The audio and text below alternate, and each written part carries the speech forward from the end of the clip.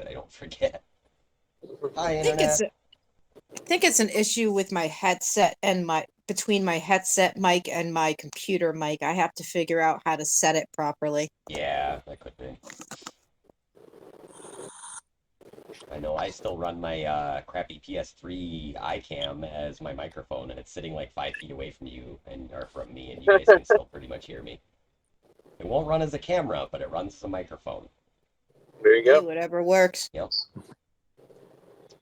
So yeah, you guys essentially had kind of accomplished your acquisitions part of this particular journey.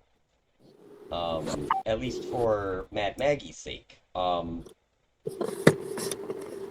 guys, I'm assuming, would like to make a beeline back towards Fort Knucklebone with the sword. However, there is some contention between you and the other group when this is discussed.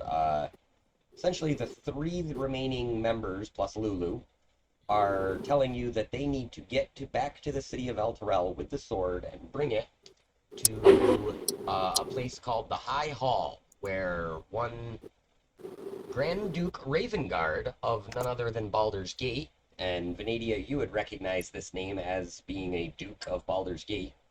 Okay. They tell you that he happened to be in the city when it was pulled under, and that many of the leaders of ellturell were killed as soon as the city was pulled into Avernus.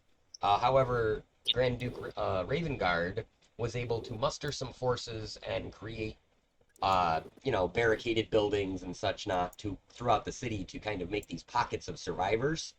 Um, they tell you that when they left the city, many of these pockets of survivors were trying to defend against devil and demon attacks, and it seems that the devils and demons are essentially bringing the blood war to the city of ellturell as it is slowly being dragged down into the abyss. Um, we can kind of hand wave it a little bit and say that Fort Knucklebone lies in a direct line with ellturell essentially in the middle of it. So as you guys manage to pass back from the Crypt of the Hell Riders and the Bleeding Citadel, where you were, riding your hellish motorcycles, you come upon a scene as you approach this large floating city.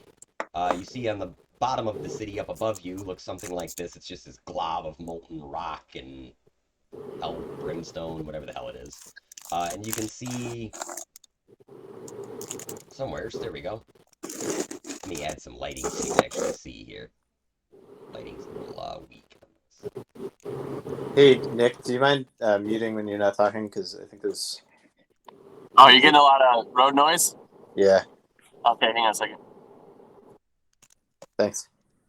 And yeah, you come to a spot where you can just vaguely make out the back outline of this large lump of land, but there's a huge chain floating up above you that leads up to the city, and this chain is slowly pulling the city down into the river Styx that runs beneath it, which you can kind of see in front of you here. All around you, off in the distance, underneath the city, in the air around it, and just all throughout this general area, you kind of see demons and devils locked in combat, as though the blood war itself has now spilled into this city's area. You think you even catch a few glimpses of Zariel, which excites Lulu greatly, and she tells you that, yet again, she says, "We must take the sword to the High Hall, where the Grand Duke waits. He assured us that if we could get the sword there, he knew what to do, and he said that he could help us to return ellturell to Faerun, remove it from Avernus." What are your guys' feelings on this as you guys ride along this hellscape path? I suggest to Maggie that perhaps we send a sending spell to Mad Maggie and just tell her what the situation currently is, Okay. if Maggie if it is Yeah, agreeable. that sounds smart. Yeah, Maggie's down to do that. We haven't had a long rest in a while, right? So we're still kind of short on. Yeah, you have not had a long rest, I don't believe, since I don't think you guys did. You guys rest at the top of the Citadel? I don't remember. We did not. Rested 2 sessions ago, I think. Okay. Whatever. I don't remember where we were, but it wasn't super long ago. Yeah. Yeah, no, Citadel. It was before the crypt thing. Hmm. Anyway. Yeah. Oh wait, I think we did a short rest. Yeah, you guys did take a short rest at one point. That I remember. Yeah. So spell slots wise, Maggie's got like 4 higher level ones left, which isn't too bad. But if we end up in a battle situation, it could be dangerous. So yeah, she's down to do that.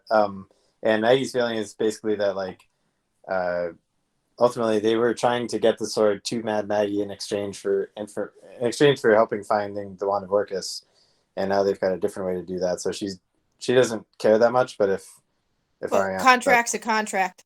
yeah, that's true. I mean, again, Maggie doesn't care, but she'll do it. Well, Yeah, I'm Maggie's just like, fuck all this demon shit at this point. Right, exactly. Like, oh, get the angel lady her sword so that maybe she turns back into an angel. Sweet, let's do it. yeah. Aaron is only concerned that if we break the contract, the repercussions might be bad. Yeah. All right. Yeah, Maggie's down to cast sending. Do you have a message in mind? How long of a message can you send? 25 words. Found something like found sword.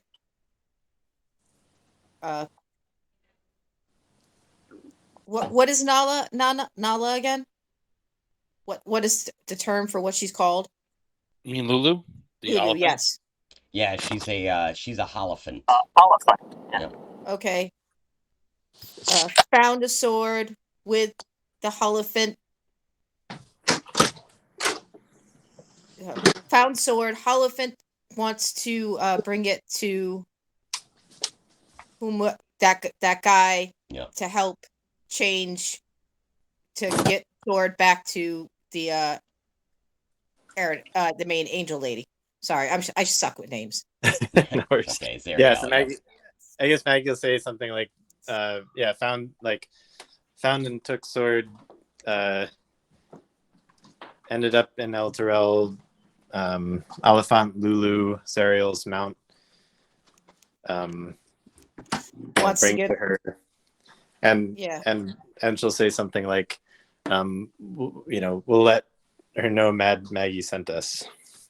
There you go. Perfect. Okay. So you guys kind of take some time, you pull off to the side here, and you send this sending spell, and a few seconds goes by, and there is a response. Well, I don't know what a Holophant is, but as long as I get the sword in the end, it doesn't matter what it goes through between now and then. As long as I get the sword, your contract is fulfilled. Something like that. I'm also bad with counting to 25. I'm not going to do that. Yeah. I turn to Lulu and ask, is that acceptable? She says, ultimately, I wish for the sword to be returned to my master. I think that is what Maggie also wants.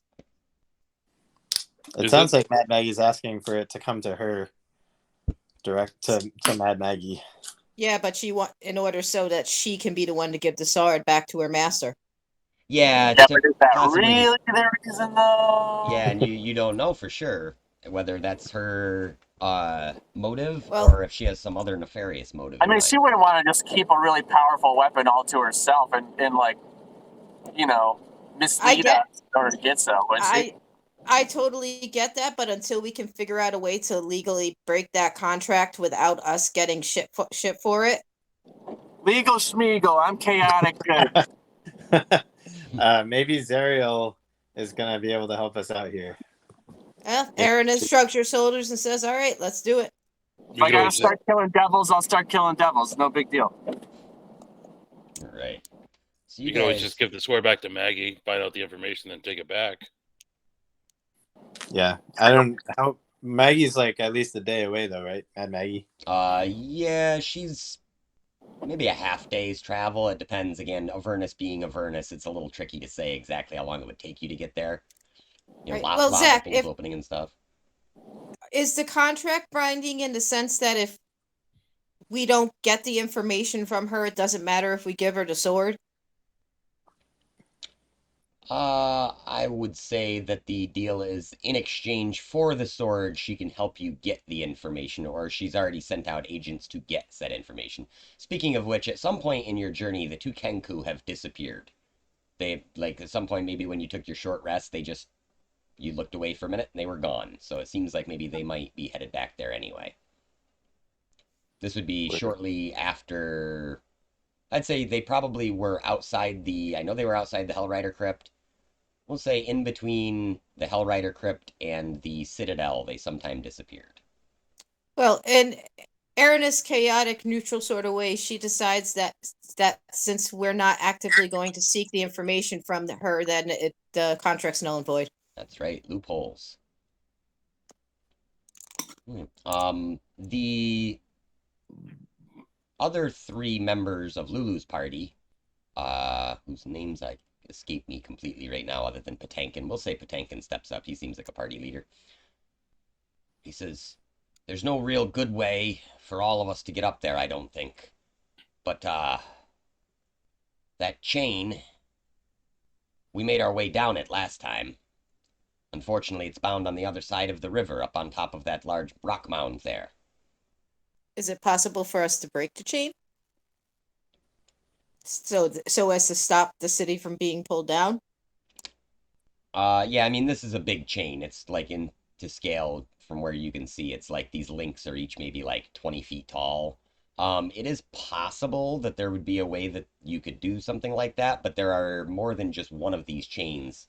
Um, the height of them, they're somewhere between 300 and 500 feet from the chain on the ground to the where it connects up here. So the city's essentially 500 feet above you. Um, the three members of the party do have climbing gear with them, enough ropes and harnesses and things for everybody that they could link everyone together. Um, What they, if I was to fly everybody up? yeah, and they actually ask what weight your broom can carry, and they're very curious about that. As you guys are parlaying with these three, you can see that the tides of the Blood War seem to be turning in favor of the demons at the moment, with them pushing across the river Styx into certain areas over here.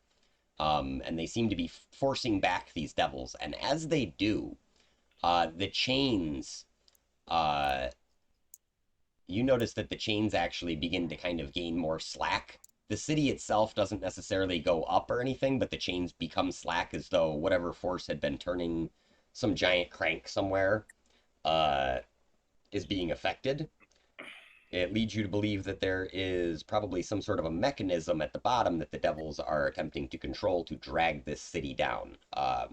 Although from where your vantage point is, you don't necessarily see it. You do see a small structure on the backside of this rock, and you think that maybe there's something over there. Other things you see, let's see, a couple of kind of wrecked boats. One boat with a skeletal figure just simply standing there in it, and another one of these platforms that does not have a chain near it or on it, but it does look as though there is some sort of a large mechanical contraption on that as well. And you see kind of several of these things, and predominantly they seem to be filled with devils fighting off demons. Is it a good idea possibly to, while all the demons and devils are distracted, to try to stop the city from being brought down, whether it be by the crank or by the chain? Yeah, I mean, it seems not ideal for the city to collapse to the ground or whatever, or into the fire and brimstone, whatever's awaiting it. Yeah. What, Well, what as you know, the River Styx has the ability to essentially wash people's memories away. And also, it seems to be, you've had a couple of opportunities to look into this water now, and each time it seems as though you see these kind of ghostly figures floating underneath the surface of the water. perhaps lost souls here in Avernus. Off in the distance of maybe a mile away, still above the river, you can actually see a smaller flying castle or fortress, from whence many devils are pouring out and adding to the troves of devils that are already involved at this location. They seem to be streaming this way. So it seems as though Zariel and her flying fortress may be reinforcing the devils at this location and attempting to recapture ellturell.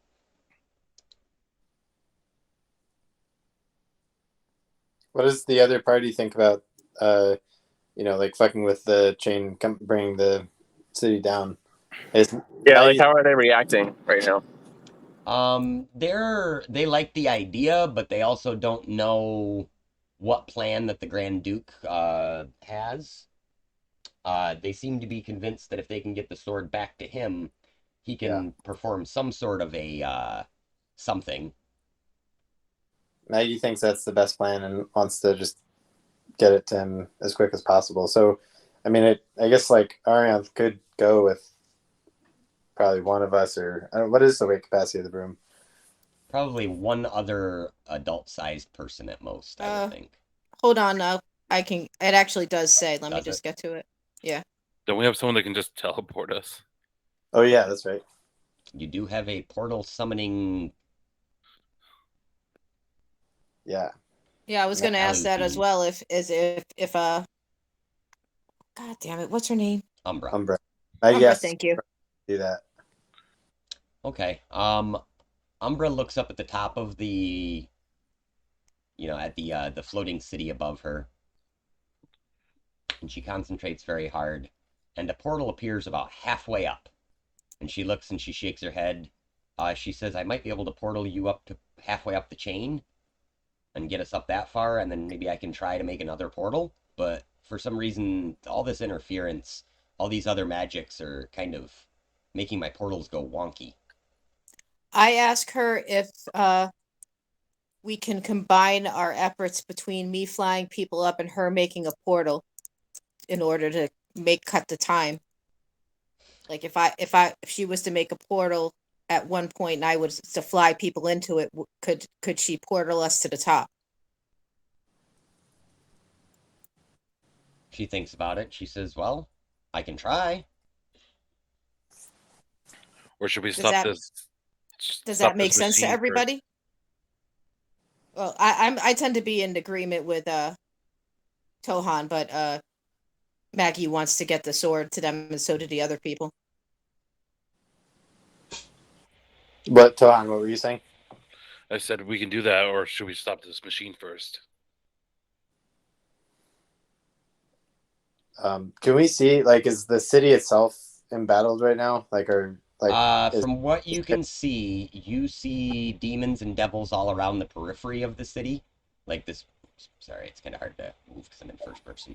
So it's like potentially dangerous to like be on the edge of the city. Yeah, as far as the other group tells you, when they left, there was devils in the city, but not demons that they had seen, and now it seems like you do see demons every once in a while, like like either a devil or a demon carcass, or the occasional like human or dwarf actually comes flying off the edge of the cliff and lands with a great splatter on the ground. Like it's maybe you see like two. But it does seem like the city itself has some sort of battle going on. You do see like the occasional like zap or fireball off the edge, but you can't tell the extent to which there is action up there. You do see off in the distance there's another large horde of demons attempting to wade across the river Styx. It does seem that they get about halfway across and become very confused, but most of them are so innately chaotic evil that when they see their enemies, the devils, they just sort of charge them and attack anyway, memory or not. The devils, on the other hand, are staying far outside the banks of the river Styx and are actually pretty organized in their defense efforts. They seem to be forming regiments and killing these hordes of demons that are just sort of slovenly attacking. You can see the one group is near this one platform And it seems like, again, a group of devils has overtaken some demons on this other platform. And you do notice that the chain begins to pull tight again as these devils seem to begin working this contraption. So it seems like there may be several of these contraptions for different chains. Well, is it a Well, crazy idea to like split up a little and like, I mean, we've got two parties here, so I wonder if one can Yeah, focus. that's my thinking too. Yeah, there's plenty of us, so well, I also, if between me and Umbra, we can figure out a way to quickly get at least half the people up there, I can also help with the chains. But I did pick up a spell called Expeditious Retreat that allows me to, once I cast it for 10 minutes, to as a bonus action, I can dash basically for 10 minutes every time. Sweet. And Yeah. So maybe the ellturell party and Arianth can focus on getting the sword up, and the rest of us can see what we can do about the chain. That's Maggie's suggestion. Not unrelated to the fact that she's afraid of being up in the air.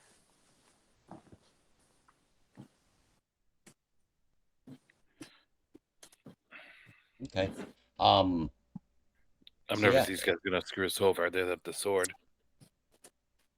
Plus, what do we do if this guy who we never met is a bad person? True. kill him. We'll be down here. Look, when there's a will, there's a way. All right. Well, maybe let's we can just like run over and see if there's some easy way to fuck up the mechanism for a little bit, and then go up there. I mean, that's a good. it's probably gonna be a battle though if there's like a bunch of devils. Well, is there a way maybe to, for us to somehow trick the demons into attacking the areas we want? Yeah, I mean, I don't think it would be hard for you guys to get their attention. If you guys wanted to play a little cat and mouse with them or something to get them over there. Like, the demons seem predominantly focused on just getting to the devils and fucking them up. On a couple of the chains, you can see droves of these demons now starting to climb the chains back towards the top of the city again. My idea is to maybe try to get the demons to mess with the devils that are cranking the chains. Okay. So what is your guys' plan then ultimately? How do you want to divvy everybody up or do what you're I don't gonna... know. Tohan makes a really Give good me 1 point. second. I'm gonna switch devices. Okay. Be right back.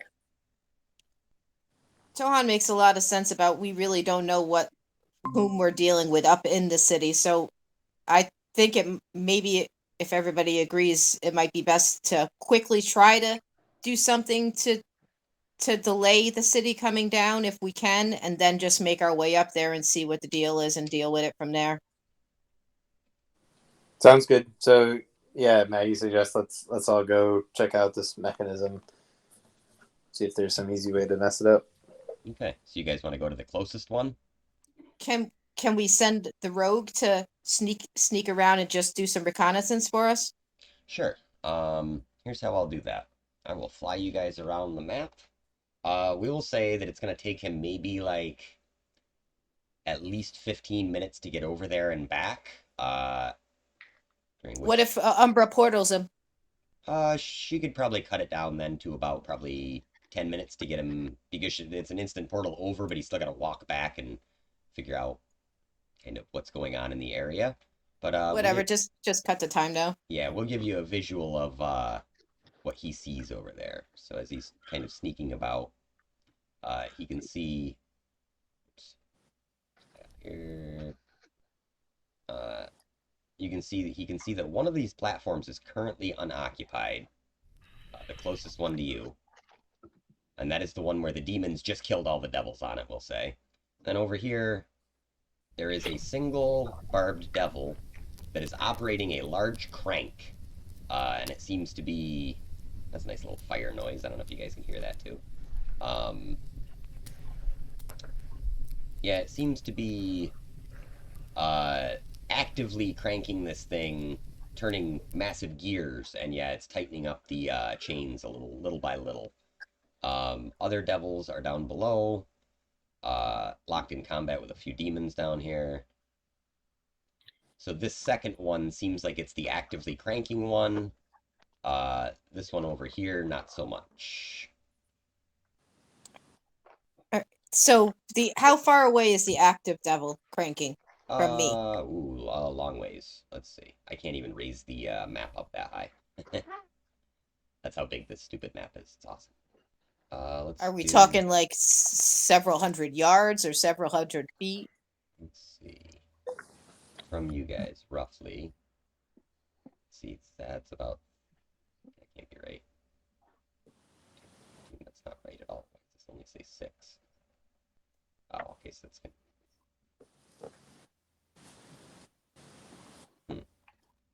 Map scale is weird.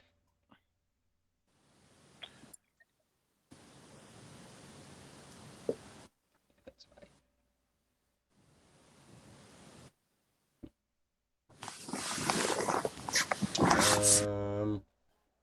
I mean, if it's just one guy, I mean, I could handle that if everyone else wanted to go.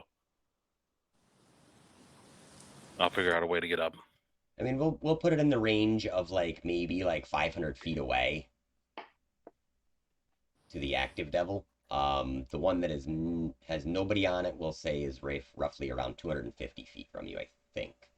This map scale is very weird.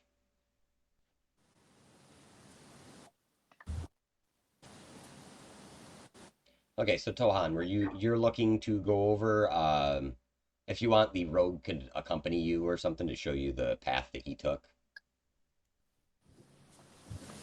Or have Umbra just pop him over? Yeah, that's true too. Yeah, she could actually pop you probably to that guy, or at least to the first platform. I mean, I also have this iron flask containment that has a flesh column in it that we could just have her pop over and just have a flesh column, just go over there and fuck everything up. That is an amazing idea. I love that. It's so good. Like portal, open bottle, toss. That's fucking insidious. Also, off in the distance on the other side, kind of on the opposite side of the chain, over in this area where you see a bunch of other demons and devils fighting, just over the horizon comes crashing none other than one Kroek Toek, the crazy demon that you guys sort of accidentally unleashed when you were digging through the Bleeding Citadel. That big giant thing that came crawling out and took off. It seems to be coming over and joining the fray too, and it's just tearing through everything in its sight. Devils, demons, doesn't matter. It's just it's trying to eat as much as it can. Ooh, maybe we can use that. Can we? I wonder if there's a way to get it to go over towards the fucking, towards the guy with the chains. Don't swear, Jen. Yeah. Yeah, this is a fucking family channel. No, it's not at all. Yeah. All right, so ultimately, what is your guys' plan so that we can progress this game? I got 2 more maps for you. Yeah, let's get some shit done. What if I shoot a fireball at the tower there? That'll damage him and maybe get that other monster's attention to go towards it. Yeah, I mean, if you get within range, you could definitely do that. How many feet away did you say it was? The one to the occupied platform is about 500 away. That's this guy over here.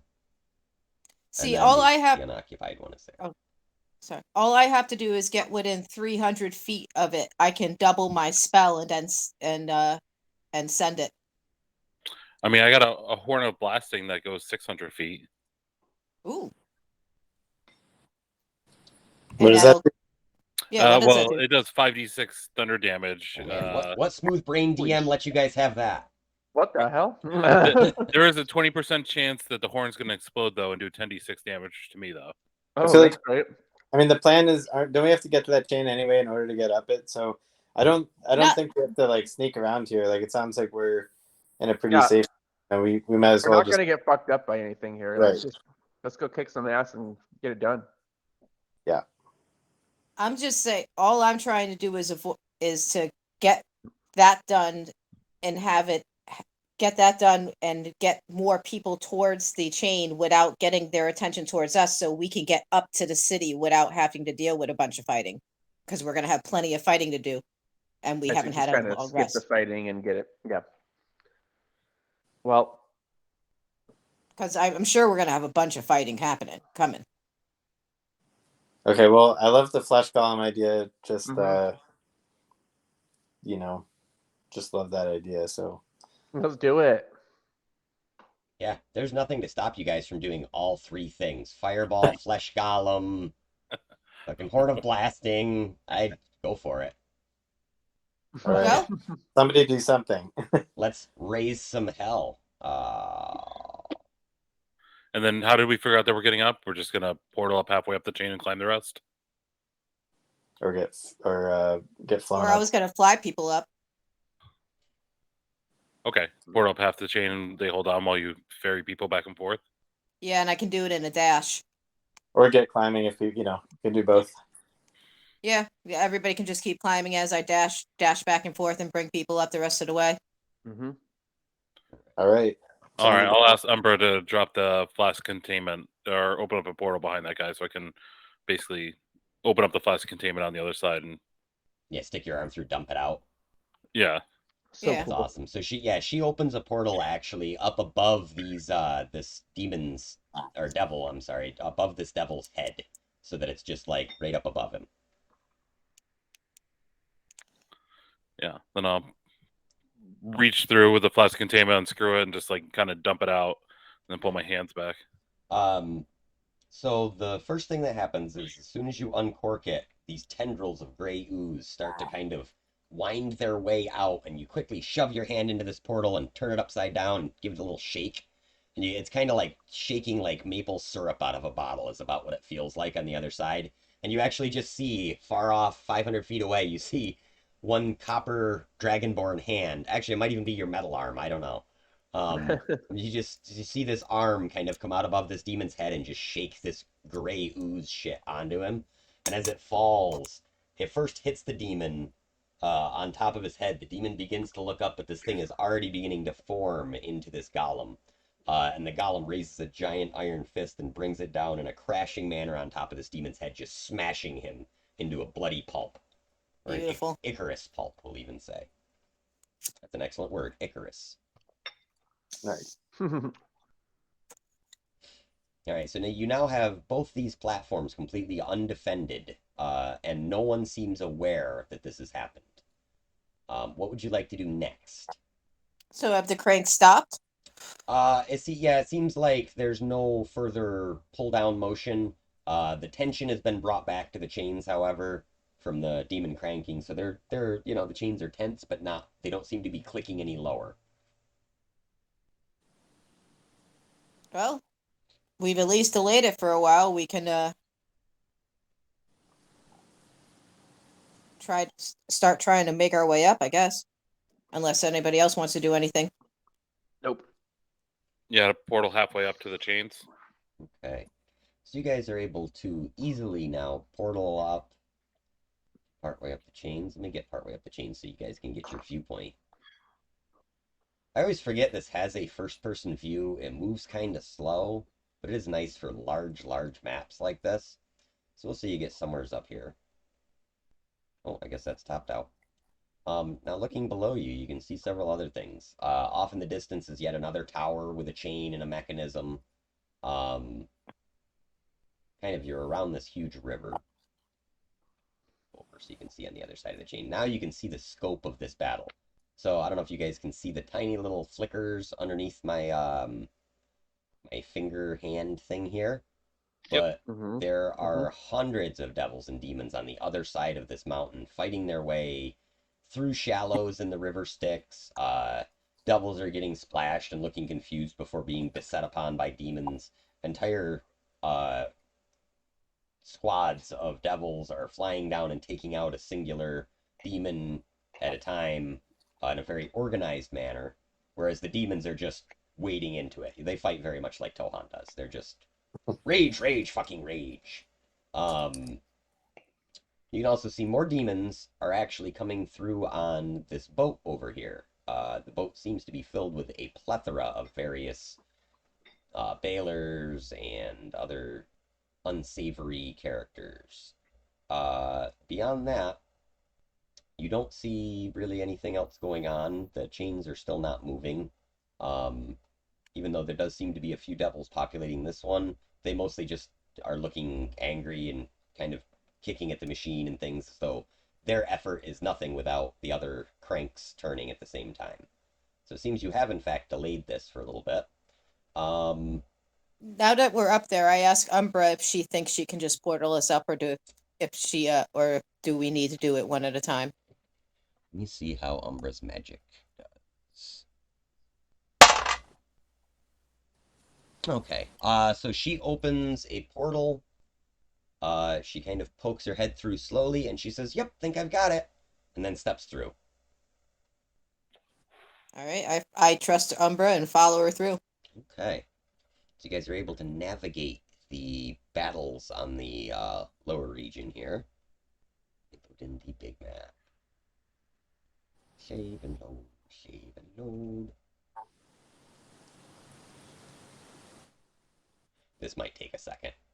This is kind of a big map. ellturell. Yeah, it's funny because the name of the city is ellturell, but in the book it actually calls it ellturell as well, like just for indicating whether you're above or below Faerun. I was reading it and I was like, wait, I thought Zach was saying ellturell. Yep, yeah. Even the books make puns. I can't help it. I think puns are built into D&D. Yeah. Isn't that like the name of something from Superman too? That's Kal-El. Oh, okay, all right, it was close. And what's his dad's name is Jor-El. Zariel, yeah. Man, I'm a nerd. It's really bad that I I'm know a nerd with a Superman's bad dad. memory. Yeah. I watch a lot of this YouTube channel called Comics Explained. This guy Rob, who was a super duper entertaining guy. Like he just has very interesting takes on comic books. And I also recently, as my birthday present to myself, bought myself Marvel Unlimited. Nice. So now my comic book knowledge is through the goddamn roof. It's awesome. Let's see. Now I gotta remember where the heck I put your guys' party.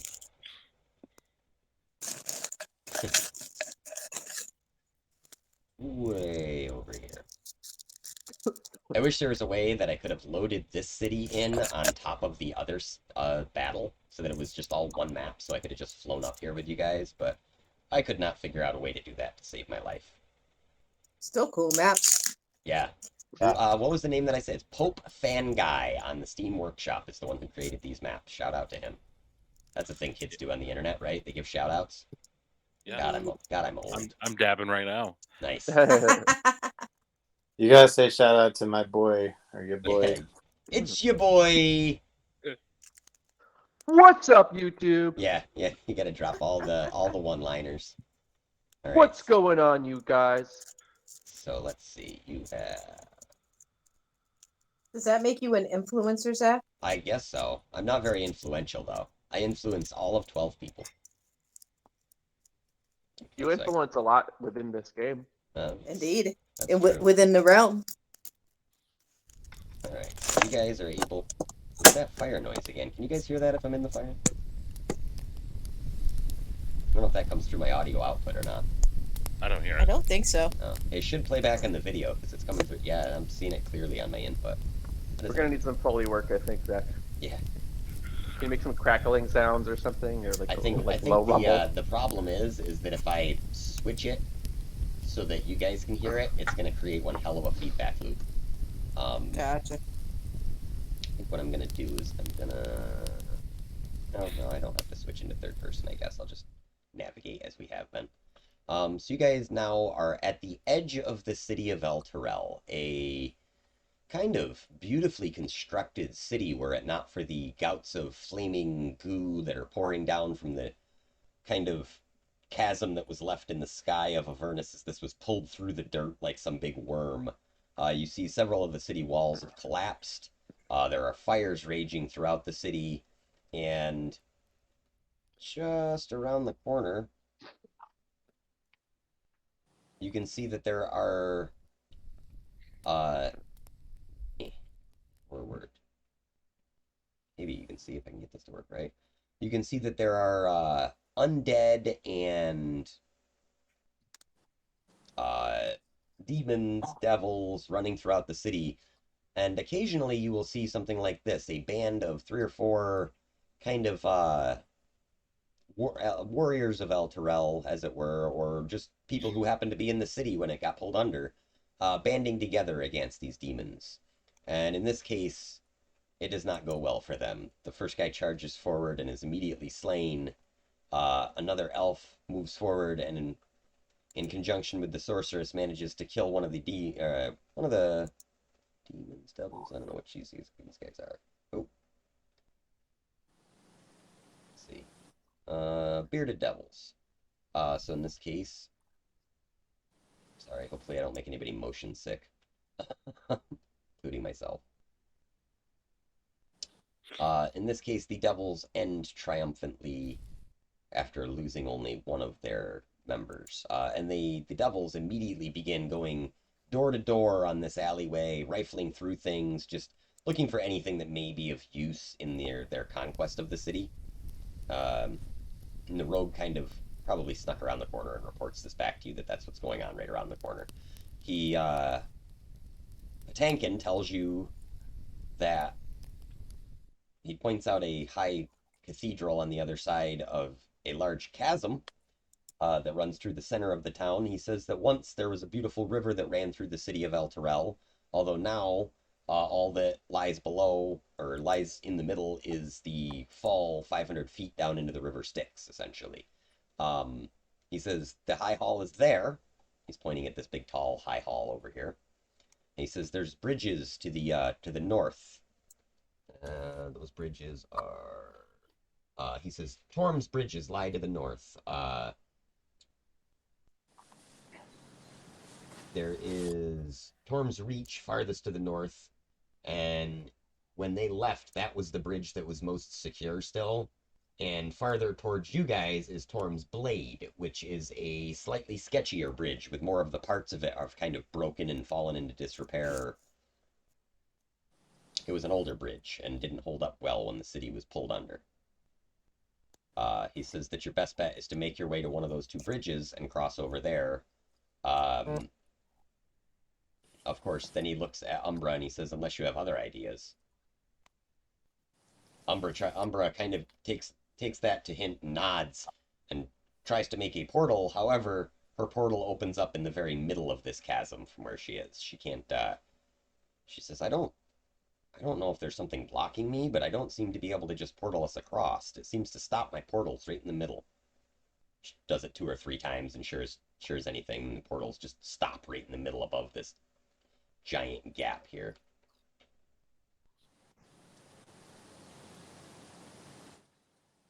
Well, we can just manually cross the bridge, and maybe Arianth can fly support and like catch somebody if they start to fall, if we're on that sketchy one. Okay. Do that. I'm willing to do that. Which bridge is? What is the closest bridge to us? The closest one is Torm's Blade, which is the narrower and more sketchy one. Oh, I can even read you box text. I almost missed it. So yeah, a rift in the earth divides ellturell into 2 sections. The riotous din of the battle taking place far below the city is louder here, echoing up and through the jagged open chasm. A bridge 20 feet wide, more than 100 feet long, spans the chasm. Holy runes etched into the stonework of the bridge indicate that the structure has been consecrated in the name of Torm, god of courage and self-sacrifice. You also, Arianth, we'll say that maybe you can kind of fly up and take a quick look.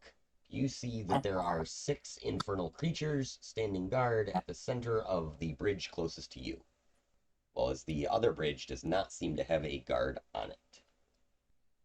Can Umbra portal us to the other bridge?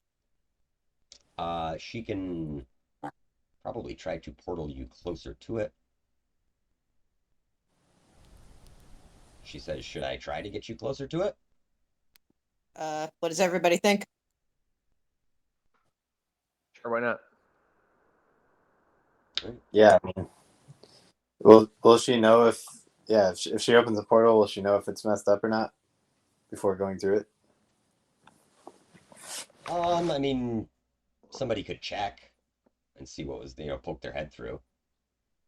Yeah, that's kind of what Maggie's asking her. Asking Maybe me. maybe dip a toe instead of poking your head through. Yeah. Put a metal hand through. Okay. Let's see. My other encounters page here.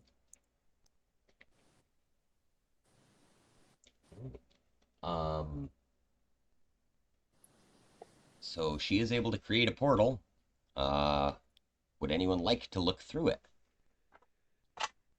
Nope. I will. Okay. Tohan, you kind of slowly go up to the portal and poke your head through it.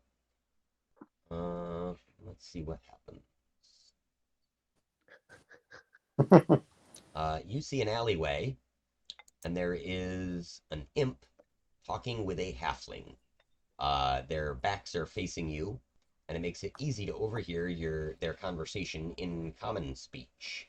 The halfling, who is dressed as a baker, uh,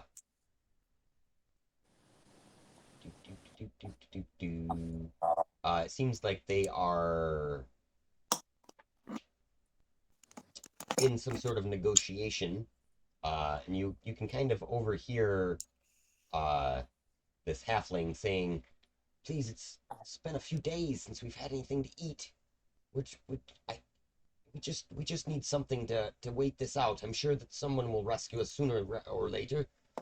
And the imp seems to be holding out a contract for this character to sign, and he's saying, "All the food you could eat for a whole month for a low price of just one soul. Seems like a fair trade to keep your family safe, don't you think?" How Uh, close are they? they're about maybe 5 feet away from you with their backs to you. Like you're kind of in the alley, I think, and they're on the edge of it. Well, The imp is starting to hand this contract to this poor halfling citizen of ellturell, and the halfling looks quite distraught, but reaches out to take the pen, the parchment, and quill. I go through the portal, I guess, and grab the devil and just basically try to break him in half with my hands. Okay. Let's see. Just you roll initiative for me to see if you or the imp gets to go first, because he's got a specific thing he does. 13 with advantage. Okay, so you beat him. He only got a 9, and I'm assuming he had not a +3 to his initiative. You managed to get a hand on him. He immediately turns invisible. However, you already have him kind of grabbed. Now make me a strength athletics check to see if you can hold on to him as he writhes and tries to get away from you, as this invisible fucking squirmy little bastard tries to. He's only about Zach, the same size am as I the right there? You can be if you step through the portal. Can I rage first, or is it too late for that? I'm gonna jump through the portal and dive on this thing. Meredith also flies through the portal. She's curious to see what's going on. Okay, yeah, you guys hear Tohan kind of grabbing something. So, what happened there? Would it be too late to rage first, or? We'll say you can rage. Okay. I get advantage on this then. Get you guys to actually... 24. Nice. All right, yeah, you are easily able to contain this little bastard. So if you want to now try to squeeze him or snap him or do whatever you can, he is essentially grappled. I slap the bracers on him. Okay. What you call them?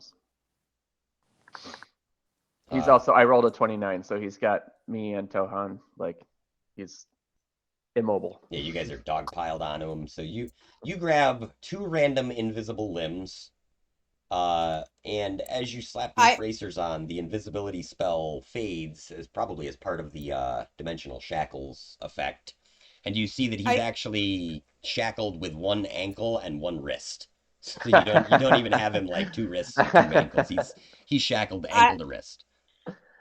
I quickly mentioned to Tohana and Valadia that the imp might be more helpful to us alive than dead at this moment.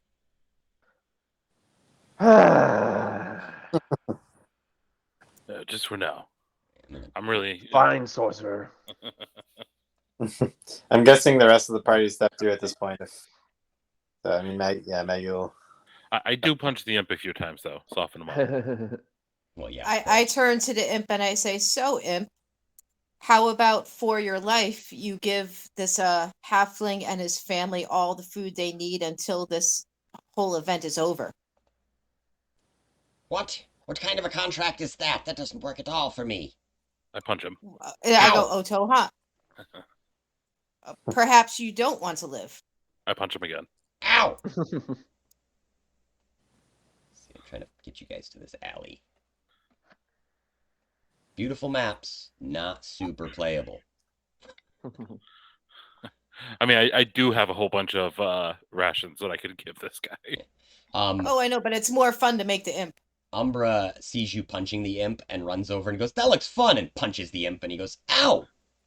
God damn it! say- She has little fists, that hurts." Yeah, you gotta What? turn your hips when you punch. You giving her like demonstrations on this imp. Yeah. I say, "Well, imp, do you wish to live or do you wish to die?" Of course I don't want to die. Oh, it's a new contract. We don't murder you, and this guy gets all the food he wants.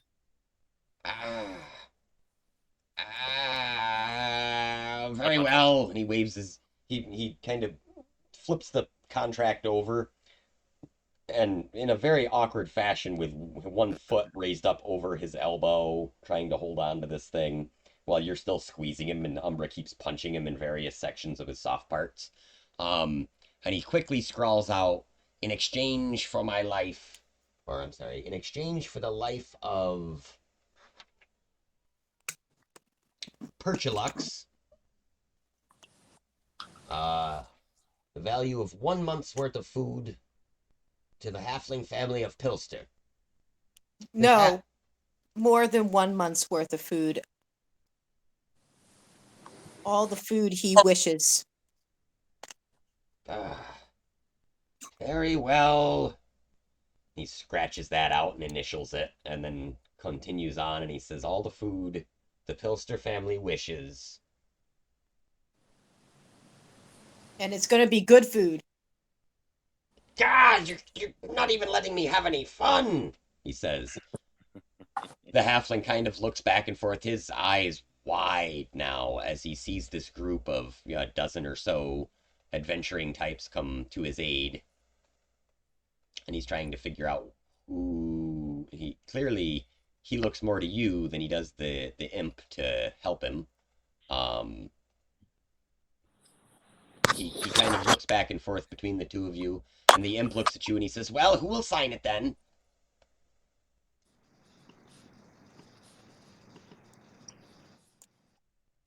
I asked Reggie to look it over.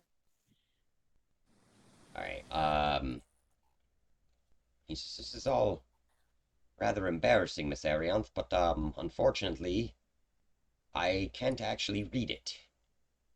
This is I could perhaps try to do some translation if you were to read it to me, but certain infernal contracts have built-in protections against any sort of telepathic abilities such as mine." Can I use comprehend languages to read it? Absolutely. It is written in infernal. I can. Yep, I cast it. Okay. I read Infernal also. Okay. Oh wait, okay, never. If he reads Infernal, can I take that back? Yeah, that's fine. I was gonna say I Thank also you. read Infernal. You get ready to cast the spell, and then Tohan and Vanity are like, "No, we got this." So a brief kind of read over of the contract. dictates that the life of the imp Perchilex shall not be forfeited uh, for any reason by any creature, else this contract will be null and void, and any food given to the Pilster family will in fact disappear, including that which they have already eaten, causing them a great deal of suffering and pain before they starve to death in a very rapid manner. I hold up my hand and say, whoa, whoa, whoa, whoa, whoa. No, it cannot be for any reason, only for this moment. He says, "You This is came taking a down lot from of time. around Can we here, just are kill you?" him? I'm sorry, what? He says, This is "You taking a lot of time. Should we just kill this fucking guy? He's just screwing around here. I say, well, Imp, should we just kill you, or are you going to put a proper contract out? He says, "This is quite a proper contract. All it says is that I must live in order for them to maintain their food. What more do you want from me?" No, I did not say you must live. I said we won't kill you at this moment. That is all you get. "You said in exchange for my life. That puts me in your life debt. You'd be my protector."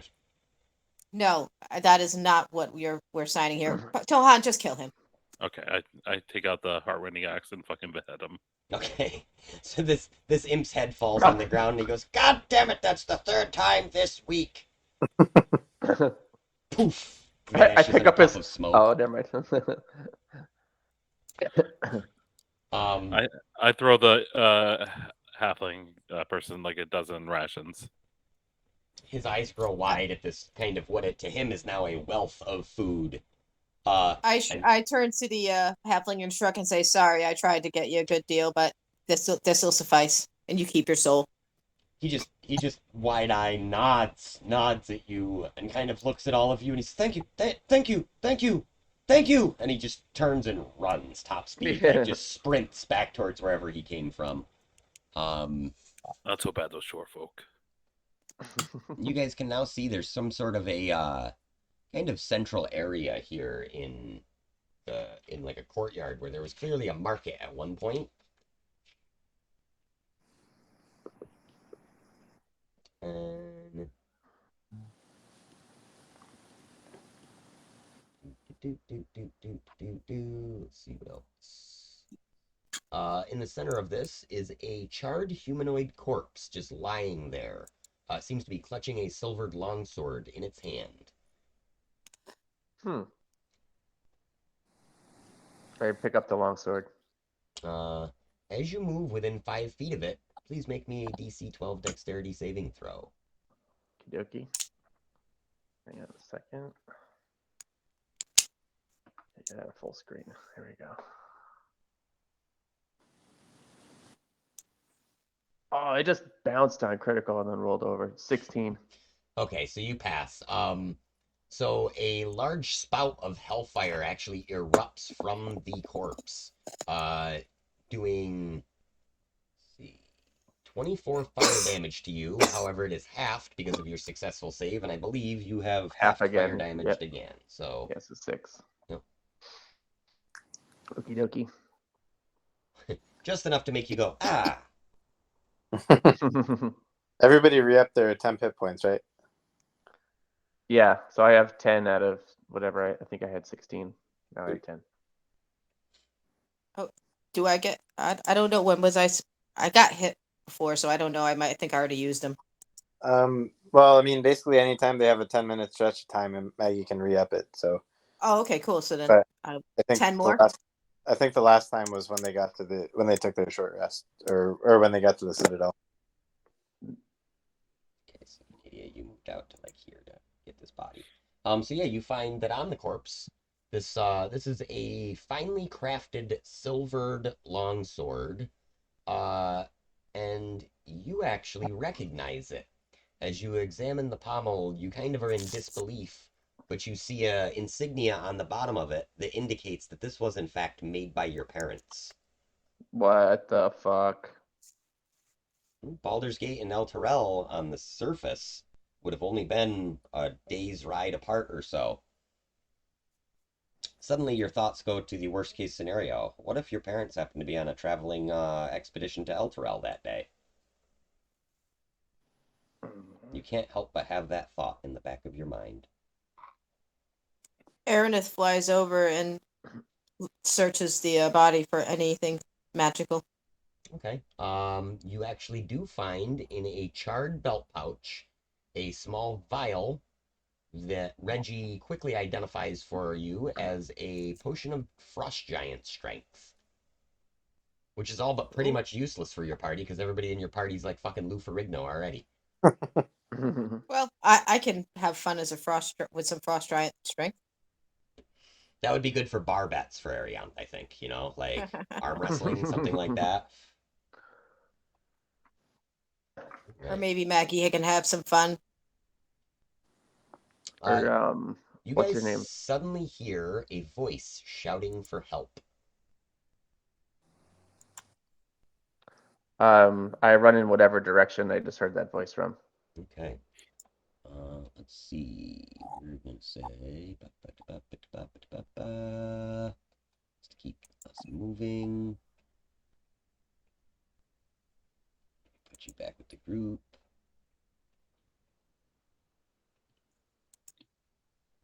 Oh, I wish I could zoom out just a little bit more on this map. All right, so you guys run towards the sound of this, and you encounter. Second, let me zoom back down here and grab somebody for it. Search.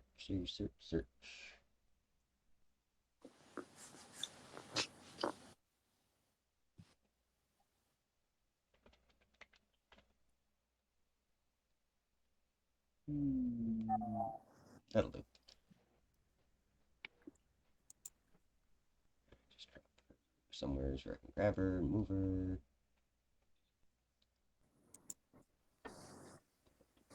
This carefully. All the way back over here. I wish there was a way to quickly and easily add stuff into this without having to go grab things out of like containers and such not. I left somebody behind. Who did I leave behind? Tohan. Because unfortunately my play space on it is completely maxed out. Like this is as far away from this map as I can get. That's how large did this guy design this. Maybe he had a better computer and he could do a bigger play space or something, but or he figured out some way to mod it. That's also possible. So Maggie, you're with the group. This is like 700 hours worth of work right Yeah, here. it's insane, Yeah. right? Like this is a no joke map. Like I couldn't do this in real life of hand drawing something this size and scale without taking several hours. So I can only imagine what this guy had to go through in order to build all of this. Like it is a full scale, like yeah, it's pretty great. wild. It's definitely impressive. Can actually fly up into the buildings, I think. Up. Well, yeah, the buildings actually have interiors. Get out of here. Hey, I man. must be like a wizard at Minecraft. Yeah, right? Yeah. Oh, no, now I'm stuck. What happened? Up. Do people D&D in Minecraft?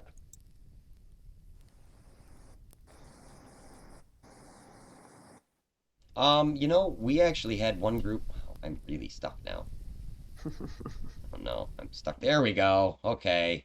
Hey, not even too far away. Excellent. Yeah, there was a one of the meme pages that I was on actually started a Minecraft D&D group where people would build entire like towns and such not in Minecraft and then play a game of D&D as their Minecraft characters, which I thought was Pretty interesting. cool, but, actually. That's really great. like it definitely lacks certain elements, but Minecraft and Dungeons and Dragons are pretty similar overall, honestly. Like they're just open world sandbox survival games. Exactly. So let's see. You see a short female dwarven and not a male human under attack by two Bulezaus. That's Bulezaus, if any of you want to look up what it looks like. And these are just, minor guys. So the Eye of Agos would give you their stat block as well if you guys feel like looking that up. I'll let you do it. Maybe I'll post it on the screen in a second. So yeah, these two demon Bulizaus have slipped past whatever devils are in the area, and are essentially going after this female blacksmith. Yep, they're about to die. We'll fuck them up. Let me see if I can find some Bulizaus. What's the? How do you spell it again? Bule. Back into I got it. B-L-U-B-U-L-E. Bulezaus. Minotaur type things. I may have to try to shift this back into third person because this first person crap is not working out for me here. All right, Maggie yells to the group. They're resistant to cold, fire, and lightning, and immune to poison. And charming, frightening. They're not immune to my steel, and I charge at them. Damn straight. Solid line. Hey, look at that. Excellent.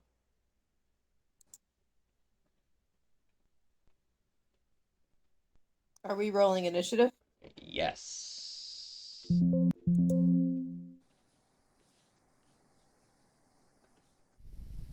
Here, closer to dwarf. Yeah, right.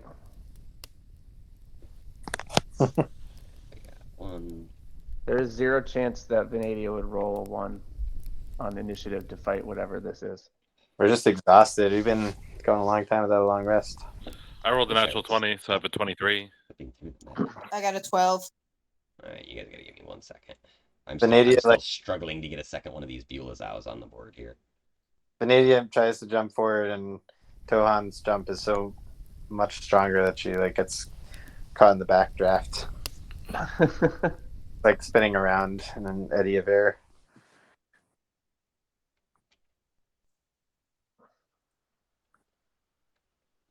Oh. Hey, there we go. All right, 2 Bulizaus. Perfect. Unfortunately, I did not have time today to set up all the encounters that might happen, because there's like a dozen encounters that could happen in the city. However, and I had 2 hours prep time, and I wasn't prepping for 10 encounters that you guys are only going to do 4 of. So let's get you guys up closer. Of course, Inamingle will insist that Umbra stays back. You guys are free to charge in. Becky Smithy, Bulazao on either side like this.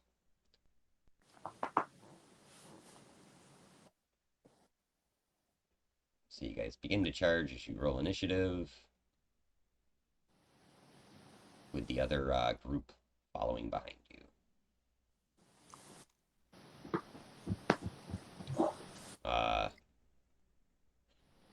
Would probably say that Patankin continually is urging you to ignore these distractions, whilst the rogue is actually speaking on behalf of the people of ellturell, saying, no, we need to help these people. So they've actually got a little bit of sort of inner turmoil anyways.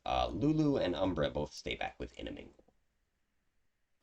Okay, so initiatives, and a pen to write them down with. Blurp, blurp.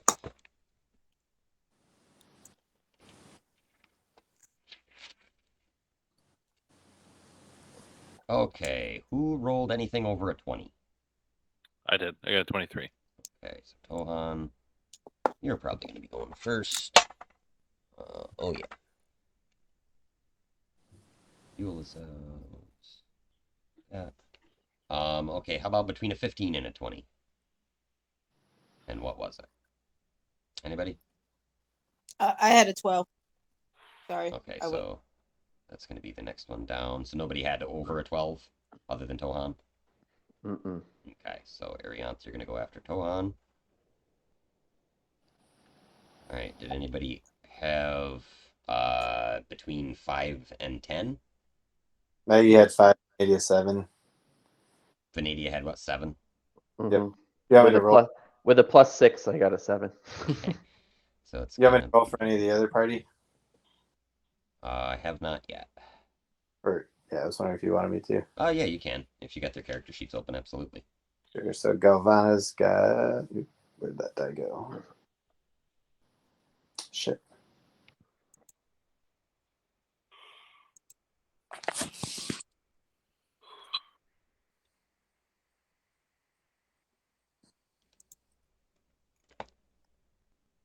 Galvana's got 19. Oh wait, sorry, shit. That's the paladin that no longer exists. Oh yeah, I meant to remove them from the campaign. Okay, well, Sea Boiler then has 17. Okay. It's gonna put her just under Tohan and above Arion. And then the other Patankin getting involved or no? What's that? Is Patankin getting involved or no? I mean, yeah, if he's he's with the group still, he's not like trying not to be part of it, but he's definitely still kind of seems upset that they're not making better progress. Okay, so he's got 16. Put him right after.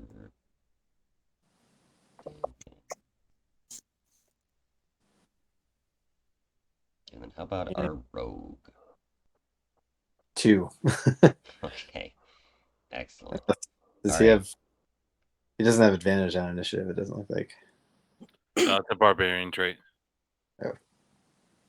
Okay, so we've got Tohan. You're gonna be up first. Then Sea Boiler's gonna be on deck. Patankin, Arianth, Venadia, the Bulazows, Maggie, and we'll say the Dwarven Cleric goes last because I don't feel like rewriting this list again. It's always good to have clear skull last, anyways.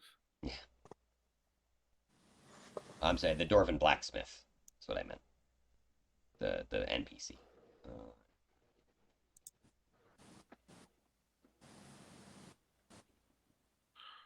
Yeah, Tohan's gonna rage. I believe you're still technically raged, aren't you? I mean, it's like one round where I don't attack or take damage. I lose No, my okay, rage. yeah, then it's gone. I thought it was a time thing. I thought it was like 10 rounds or something. No. Nobody gave Tohan like the football player smack on the butt to keep him raging. Yeah, so rage recklessly, great weapon master. So it's a 30 to hit. Okay, so you charge up to I didn't even whichever. roll the right dice. Hold on.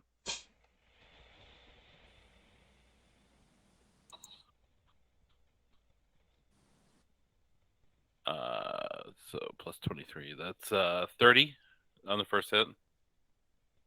That is almost definitely gonna hit. Oh yeah, it was a 30 to hit and 30 damage. Oh, yeah, that's definitely gonna hit then. Okay. Let me see how many hit points these guys have. Beauty. Alright. It's just looking. Each turn. That was way worse. Okay, so that's going to be 32 for damage on the second hit. You might have killed him on the first hit, I'm not sure. No, but you do kill him on the second hit. They have 52 hit points. Alright, so this guy is kaput.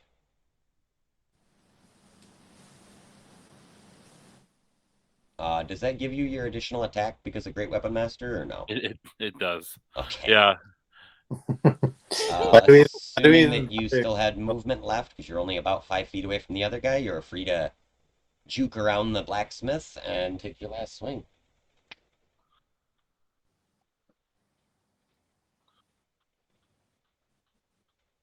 Yeah, 28 to hit, and then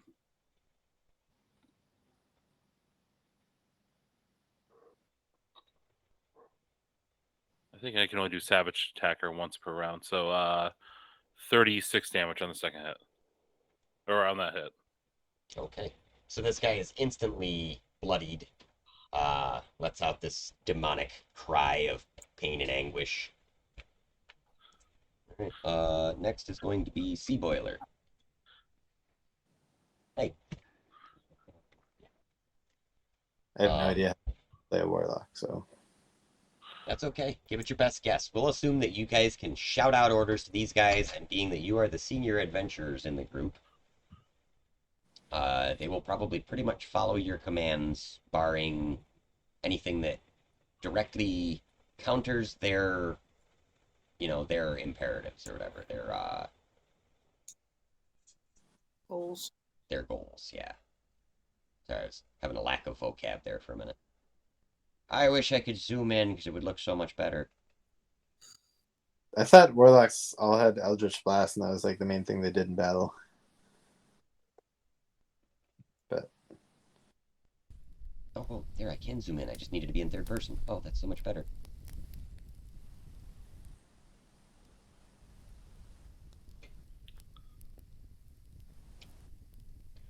Yeah, let's see. I think they have access to Eldritch Blast. I don't think they have to take it. Yeah, I don't think it's necessary. Like, it's Eldritch Blast is, I think, a cantrip. So It is. they kind of. There's a bunch of different cantrips they can choose from. They don't always have to take it. 99% of the time, they do take Eldritch Blast if you play with someone. Let's see. What else could she do?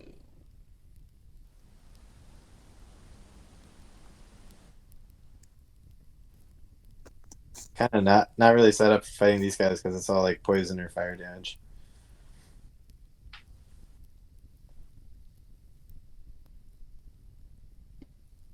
Correct.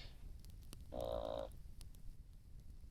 right. She does have maybe- other stuff too. She's got like Wall of Light, produce flame. Isn't really. I'll great. say how about she'll summon Shadow Spawn so that she's got something to just like go fuck up demons while these guys are focusing on the sword.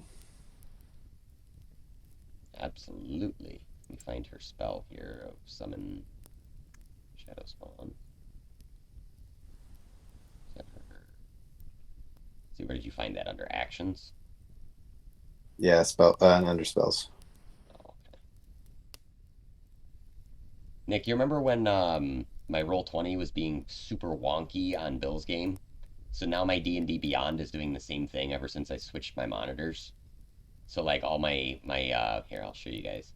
This is what I'm dealing with. It's all scronky and hard to read, and like everything's overlapping.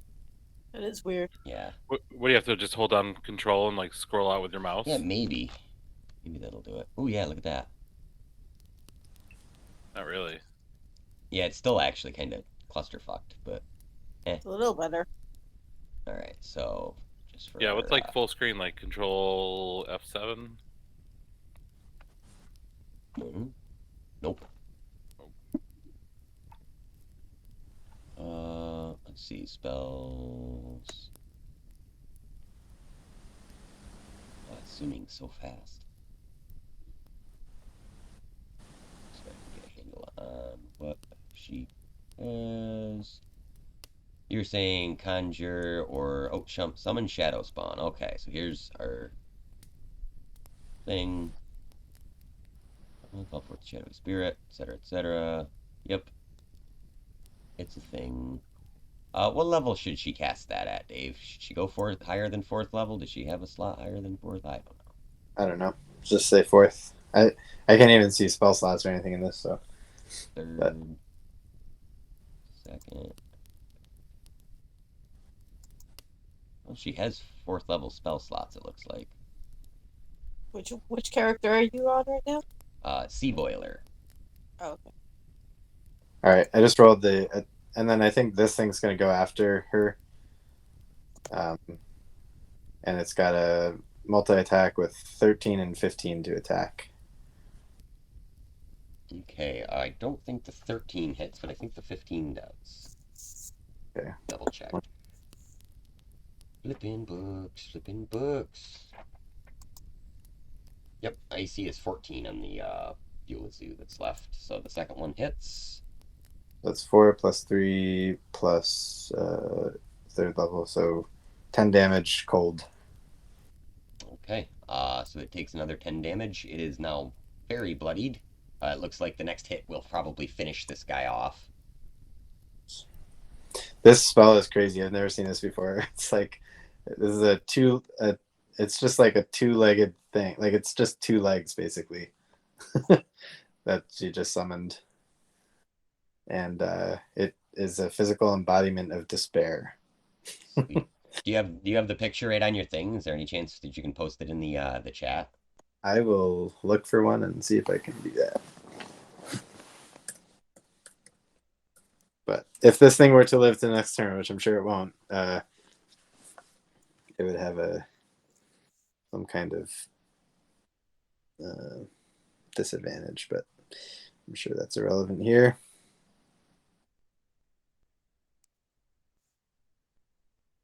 Here, I can actually do it this way too.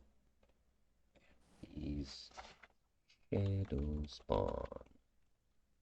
Spidey.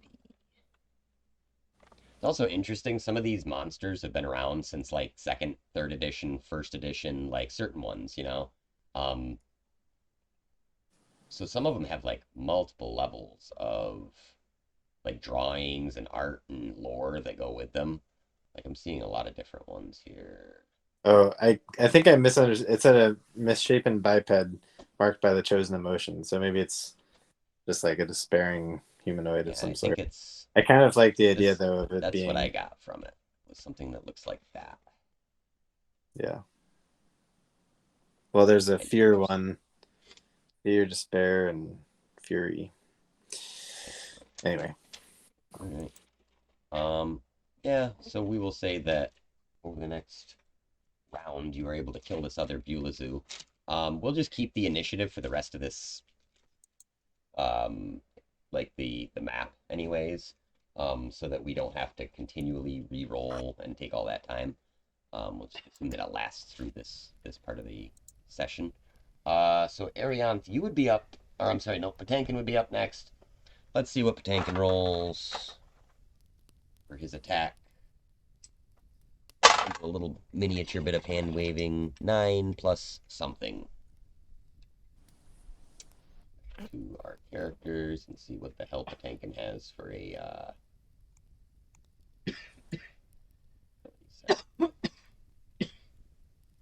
here, Patankin, where are you? Right there.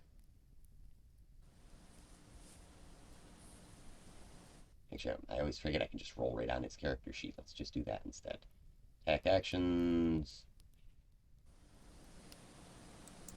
Let's try this fire rune thing. What's that do? Yeah. Again, unfortunately, I don't think I equipped a whole lot of their stuff.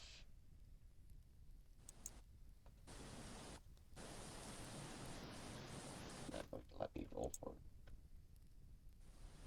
That's when you hit a creature with attack. Okay. So he's got to roll. It's on arm strike. There we go. Alright. So yeah, it's gonna be a hit. Roll his damage, 4, and then he can do his fire rune thing. And he can do his fire rune thing. Get out of here, log. My screen is so cluttered. Good enough, he kills him. Alright. Our story. So you managed to now save this dwarf blacksmith, who introduces herself as Orion Regrone. She had a shop in ellturell, and she tells you that she had a shop in ellturell, and that when the city was pulled under, she had done everything that she could to defend the city from these fiendish invaders.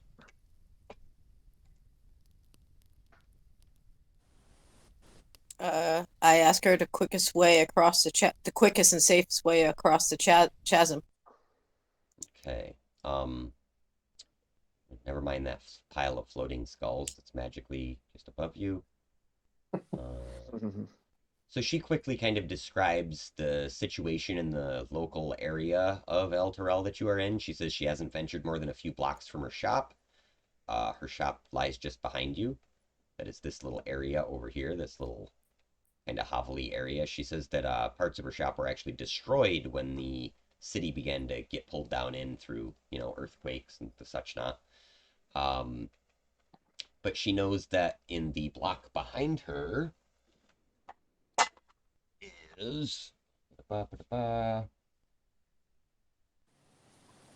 is a Vrock that was asking all sorts of philosophical questions of her, as though to trick her into revealing some sort of evil about herself. She quickly had escaped from the creature, although it did not give her chase.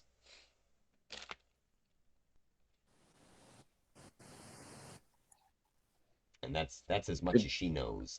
Did you see which way it went? She says, I didn't see it go anywhere. It was just sitting on a edge of a fountain, kind of discussing life and philosophy, mostly with itself, but occasionally with me, as I happen to be in its presence. I show her the sword that I picked up. When you show this smith the sword, it make me a hang on.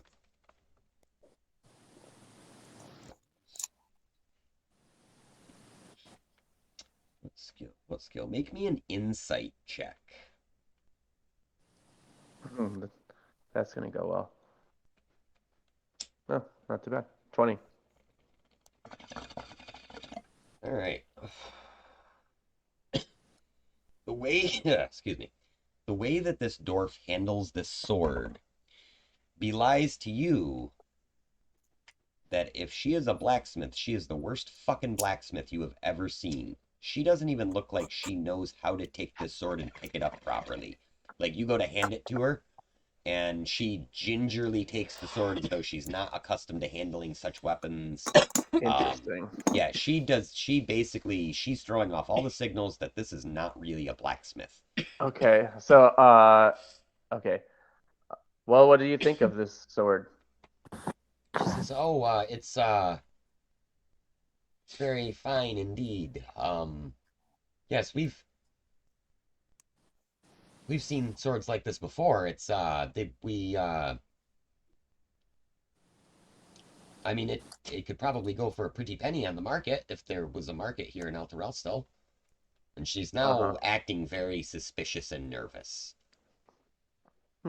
Do the rest of us pick up at this point? No, I think it's just Venadia. Like, I mean, unless any of you have like armor smithing or anything like that, or like any sort of like trait or feature that would give you knowledge of smithing. My parents were blacksmiths. Yeah, I think as well. Oh, really? Were they blacksmiths as well? Yeah. So you would probably pick up on this now as well. Like, I wouldn't think that Maggie or Arianth would. Maybe Patankin might know something, but he's staying quiet. The Genasi warlock is just kind of looking all around and looking out for danger. I ask, is there anything you can tell me about how it was made? Or perhaps where it was made? Oh, all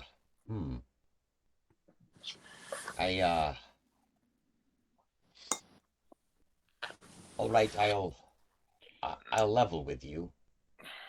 My name's not Orion. It's actually Faltrax. And when she says this, her form begins to... Yeah, I know it. It's with an F, but yes, it's literally spelled the same way. I don't know. And it's even funnier because she slowly spins up the smoky form into a slightly taller, very feminine creature that you would recognize immediately because you've seen one before as an incubus. Sorry, succubus. I forgot I'm flip-flopping it from being a guy NPC to a girl NPC because that's the miniature that I found. So it is a succubus demon. That is, she says, I'm not really a blacksmith. I was here and I was kind of trying to find information about ellturell. I was in the city before it was pulled down here into Avernus. She says, I never intended to return here, ever. I was part of several armies eons ago that came here, and we were defeated every time by Zariel's forces. But I had found that Faerun offered me much greater opportunities than this place. She said, I'm just a honest demon trying to make a living. I I found this sword a while back in, or a sword similar to it a while back in a stash that, well, the actual blacksmith of ellturell had. You see, he and me kind of had a thing for a little while. She goes, and she's kind of like doing the little shoulder shake thing of trying to be coy. Mhm. He had some friends visiting. I think they were from Baldur's Gate. A man and a woman. I think they're a married couple. Something about swords coming from their shop to his, and some sort of an exchange. I didn't pay that much attention. I was busy doing things. When was this? Oh, this was just the day before ellturell was pulled under.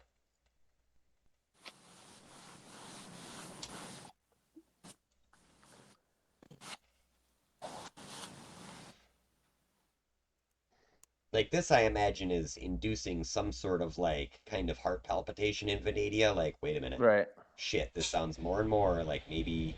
Because you know for a fact that your parents are some Mhm. of the more prominent blacksmiths in Right. Baldur's Gate and have been for some Yeah. time. If people need Uh, weapons yeah, they know in that Baldur's name. Gate, they got to arm some people or whatever. Yeah, they're Yeah, they've hitting done them up. work with the Flaming Fist to actually give them weaponry and stuff as well. So Mhm. yeah, your parents are very well versed in blacksmithing and very well known. So it's very possible that they would have traveled to ellturell to sell some wares. But it could just be a coincidence, and it could be some other couple as well. Um, But the sword was that Venadia has is of their making. And it does have their well, insignia yeah, on it. Yep. yeah, it would appear to be the case. I turn to everyone and say, we have to find these two smiths.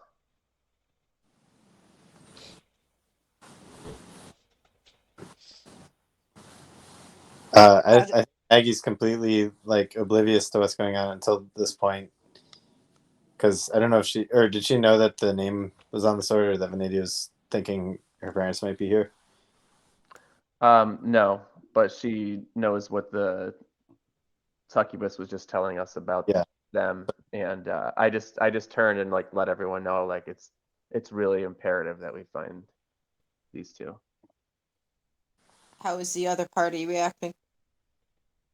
They seem fairly oblivious to all of this because being that Venadia has not come right out and said what she's thinking necessarily, or even if she kind of had indicated it to the point where you guys could get it, the other party is not privy to this knowledge. They don't know anything about your past or your history, really, I'm assuming. Yeah, Maggie's Right. like, why is it imperative? Who are these Smiths? I come over to Maggie and I show her the sword, and you Oh, guys, well, they had all met.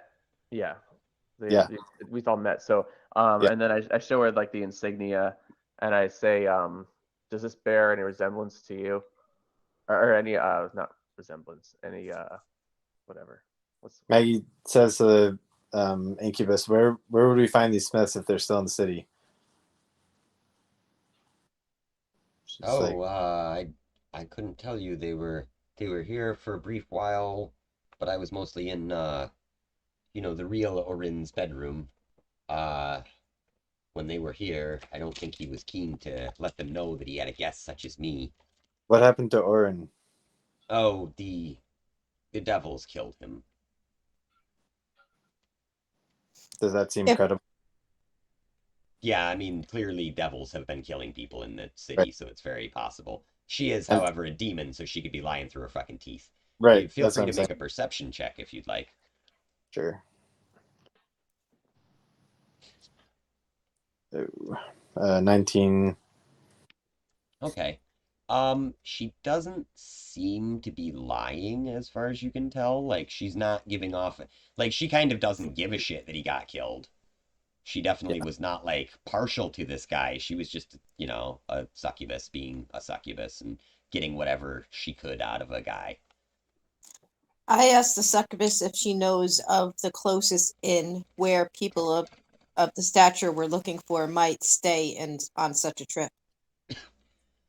She's in between rips off from her long pipe cigar.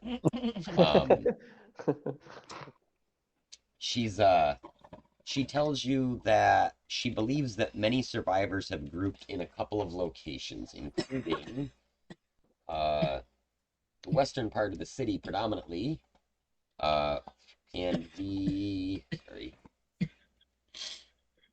says that the Duke had gathered a group of militiants and adventurers together to attempt to combat these devils.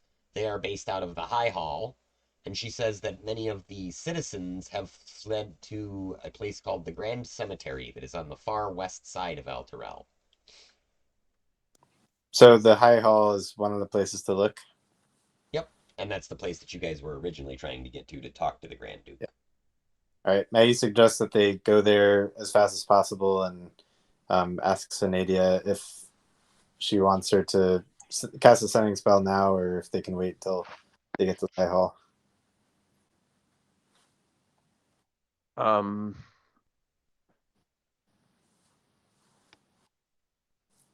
I think the sooner the better, but yeah. Okay. Yeah, she asks Anadia what the sending spell should say. I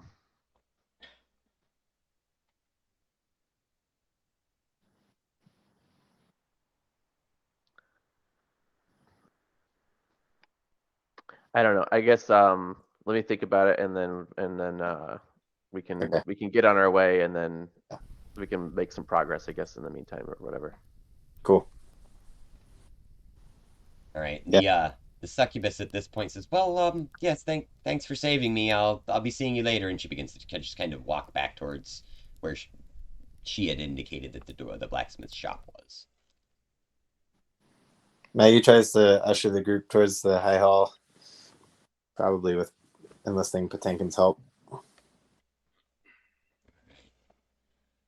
So you guys group back up. Let's do this quickly. Groupity group. Kind of a tight pattern. So you can get through the streets quickly. There's so many of you. I'm gonna kill those NPCs any minute now. What? Nothing.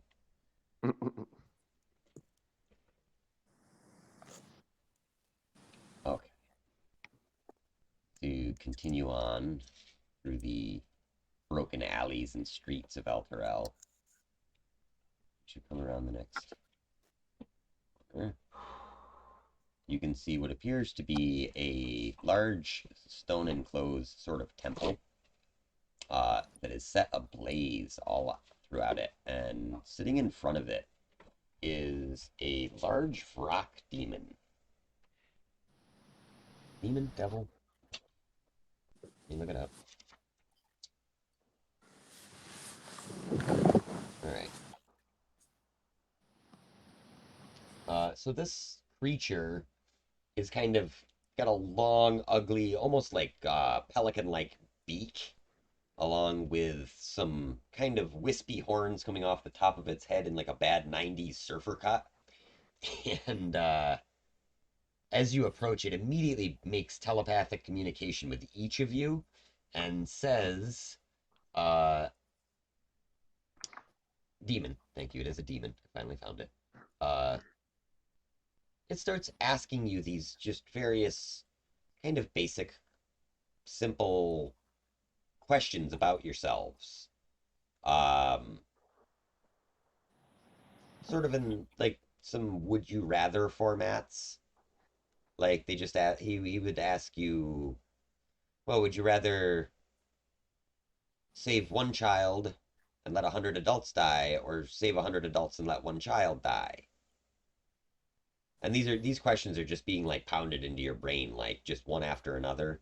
Um, would you rather make love to your parent trapped in your partner's body, or would you rather make love to your partner trapped in your parent's body? These are really fucked up questions that he's asking. I'm like trying to come up with anything I can think of. They're not good questions. You don't like any of them.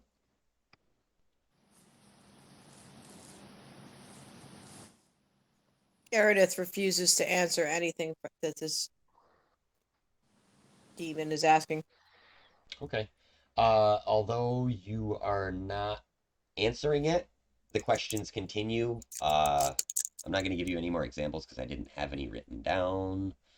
But they're all equally just kind of disturbing thoughts that he's asking you to make these choices sort of between one thing or the other, and neither of them are a good choice. It's just all lose-lose situations.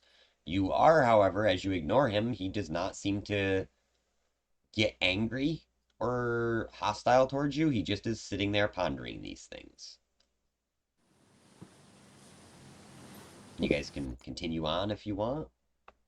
Yeah, Maggie doesn't know that other people are having the same experience, but she does yell "shut up" to this demon, and Okay, when you yell "shut up" to it, it simply pauses in its berating questions, and all of you suddenly hear the words, "Well, how rude," and then he goes back to asking questions again. So, like, you guys are like, what the fuck? Like, the rest of you, because none of you heard Maggie yell "shut up," I'm assuming. oh, she's shouting it IRL. Oh, you're shouting it in real life?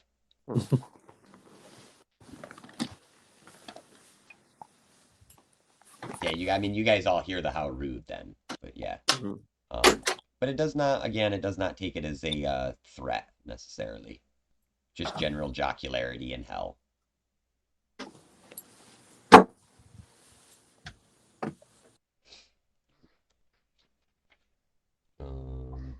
You guys are continuing on past this in burning temple? Mm-hmm. Is there any obvious sign what the temple is? That temple is... This particular one is a temple to Timora. I believe that is the goddess of luck. Ironic. Yeah.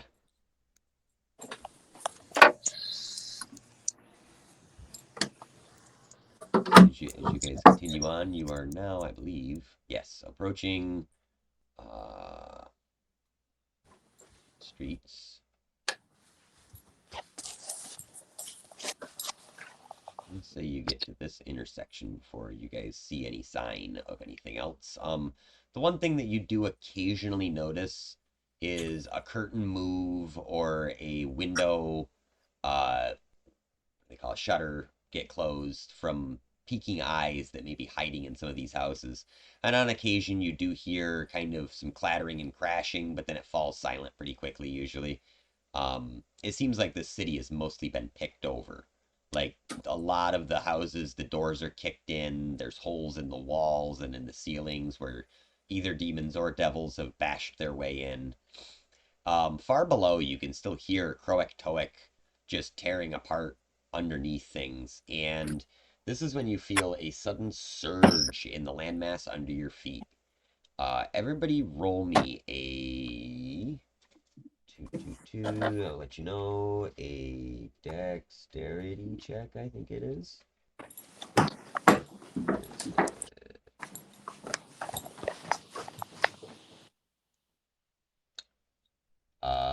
Yes. So everybody roll me a DC 10 dexterity check to make sure that you are not knocked prone.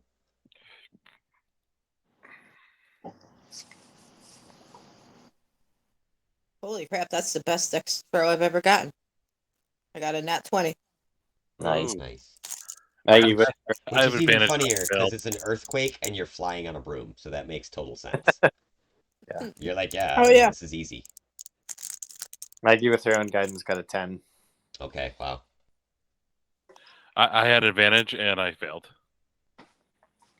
Tohan, you were in the middle of like doing like a dance move down the street. I'm sorry. What do we need a dex save? Yes. Yeah. Dexterity check. So Dexterity check. Oh, I did a save. I think they're the same, honestly, It should be. Yeah, it should be the same. unless you have like a specific thing to saving throws. But I am going to use my indomitable feat and re-roll that. That's true. I can use one of my luck points. okay. Yeah, feats. What? How did I roll a 2 twice? You have to be kidding me. And it almost landed on critical that time, and it was like, no. Yeah, That- I got a 12. Okay, so Tohan, you are able to stand up. Like, not only are you doing a dance move where like this quake rocks this part of the city, but like you somehow ride the quake wave and then just land still doing the dance like nothing missed. Maggie, you're able to kind of grab onto a wall nearby and stabilize yourself. Venadia, you have the most epic fall. Like you look like you're going to stay on your feet for about a full 30 seconds before somehow still landing in a pile on the ground. Arianth, you're still floating along. We will say the other three with you, other than there are the other three members of the other party, I guess I should say, the adventuring party. They all wind up knocked to the ground. And Lulu obviously is flying and is fine. Umbra is able to portal herself and intermingle quickly quickly behind where the quake is happening, essentially, like this large ripple. She just sort of bamfs them 20 feet farther down where the quake is not as affecting them. And as all of this is happening, a building, say this tall building here, begins to tip over, essentially falling directly where you guys are. So I now need you all to make an athletics check at 10 to see if you are able to scamper the 10 or so feet out of the way. I rolled a 27. 31. Can I give someone some points? All right, so Venadia, you're able to quickly, even though you're like prone on the ground, you are able to right yourself and move forward. How'd everybody else do here? It like put Venadia in like a runner's start position. Yeah, exactly. Like she's like down, just starting to get up, and she just takes off as soon as she sees it. I got a 16. You said athletics, right? Yep. 14. Okay. I got a 27. Toan is still just dancing. Like just does a long, like pirouetting leap that just brings him the full 10 or 15 feet out of the zone of collapse here. You guys aren't necessarily under the majority of the building. It's more like the top of the building is crumbling and falling, kind of bouncing off the roof towards you. So it's just debris and shit that's kind of landing towards you. The other party is able to attain their feet and move forward with you guys. You guys are all able to get out of the way of this shit, essentially, it sounds like. So you don't take any damage. I'm not going to have you roll all 6 checks that it asks you to roll, just in the length of, or in the interest of brevity. However, you can now hear voices calling out from inside of this collapsed building. Please help us! We're trapped! Yeah, I run over to help. So Tohan, I'm gonna have you roll me a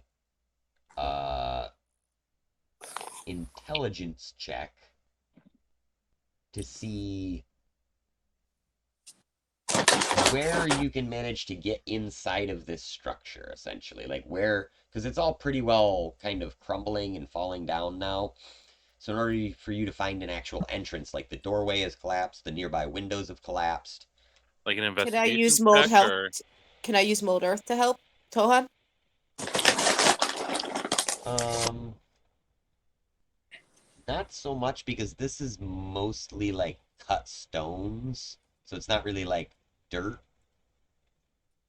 Okay. Like something like stone shape or like something like that might help. But I think mold earth would probably not do much good because it's not really like dirt. It's more like building materials, things that have been touched by Gotcha. people too much. Alas, I do not have shape or shape stone. So yeah, Toan, it was just an intelligence Okay. check. Maggie's suspicious of everything at this point. Can I have her roll like a perception check to Yes, see if absolutely. you think these are demons or whatever? I got a 12. Okay. Oh. Tohan, you are able to find a small, like, basement level window that is still open, and you're fairly certain that the cries are coming from right in there. You quickly are able to push through this, just kind of brute force your way into it. And so far, like, as you land, you kind of are in this big open basement-y area, and towards the other side of the basement, you can hear people crying for help. And there stands 3 dwarves, all dressed in the city colors of ellturell, as though they're locals of some sort. They quickly introduce themselves as Strove and Karta, and they tell you that Valcora is trapped underneath this large beam. Make me a quick strength check to see if you can lift the beam. This is all still only a DC 10. 28. Okay, you quickly lift the beam. Maggie, you did a perception check to see if there's any sort of like demons or anything in the nearby area. She had 11 altogether. Okay. These you actually detect a presence of good in the basement of this building. Like you detect that these are like whoever's in there is like kind of something harmonious and something akin to what you would call the forces of good. Maggie yells that out and tries to follow Tohan. Okay. Let's see. All right, between you or Tohan or any one other person, someone make me a charisma check with a DC of 10 to see if you guys are able to coax these dwarves out of this collapsing building. They seem very afraid and don't really want to leave, but they don't see how bad the building is outside, so you've got to try and convince them. Maggie Well, rolled I'm busy picking up the beam if you want to do it, Maggie. I got a 26.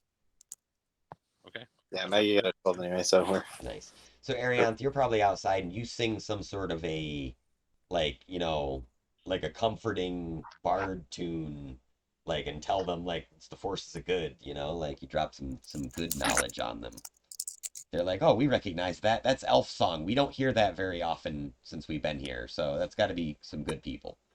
Like, so they all now climb out of the window with you, and these 3 dwarves, they're asking you if there's an area that was relatively safe nearby here where they can hold up and wait this out. Maggie speaks Dwarvish and recommends that in Dwarvish that they come with them to the high tower. Very well. If the high tower is where you best think that we would be safe, then that's where we'll go. So they follow along with you. So you got 3 dwarfs with you, not digging out a mini. We're gonna get through this map, people. We've only got an hour left.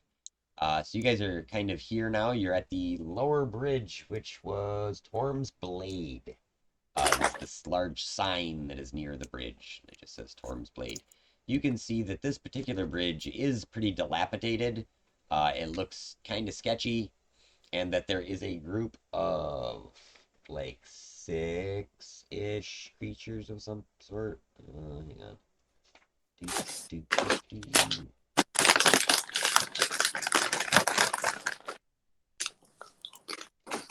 Bridges. I thought we teleported towards the bridge. What's that? I thought we had teleported towards the other bridge that didn't have guards. Oh, well, you guys were all like, here's the thing. There's the 2 bridges. There's the North Bridge, which is Torm's whatever, Torm's Reach. That's the nice bridge. This is the shitty bridge. Yeah, we had You guys teleported had to closer go- to the nice bridge. But then we got sidetracked, I guess. Fair enough. Well, I mean, you guys are free to teleport to it now, because you can kind of see it. Like as you're coming around the corner, there's signs and shit that are like Torm's Reach or whatever it is. Sure, might as well. We'll ask Umbra to do that for us. Okay, so you are able to quickly portal away from this group of two bearded devils and four spined devils who were standing in the middle of the bridge, kind of beating their chest as soon as they saw you and acting like they were about to get all aggro on you. And as you come over here, you can see a similar group of six devils in this little kiosk here, kind of waiting at the other end of the bridge. This Well, at bridge, least this one, however, yeah, is much nicer and not like not a shitty rundown bridge. I will fly across with everyone, trying to keep, just to be safe. Try to be aware to make sure that I can catch anybody who might stumble or whatever if something happens. And I will also have feather fall on the ready. Okay. As you guys begin to head up towards this bridge, you notice a series of runes marking the stones along the path. Like every so often. It's not like all the stones have runes. It's about every like 30 to 50 feet, like kind of scattered throughout this bridge, are these deeply carved runes. Um, Can I so can I do any an arcana or history check for that? Yes, you can actually do an Arcana, History, or Religion check as long as you are proficient in it. I can proficient. I have advantage in arcana and history. Okay. Do you have proficiency, or do you just get advantage because of Oh Reggie? no, I have proficiency in both as Okay, well. I thought you might. Maggie, you might be proficient in religion too, I'm assuming. But No. it's no, okay. Um, you didn't study hard in Bible camp.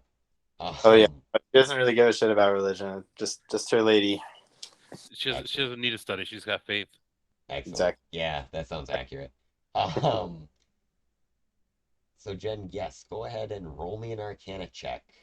DC 15.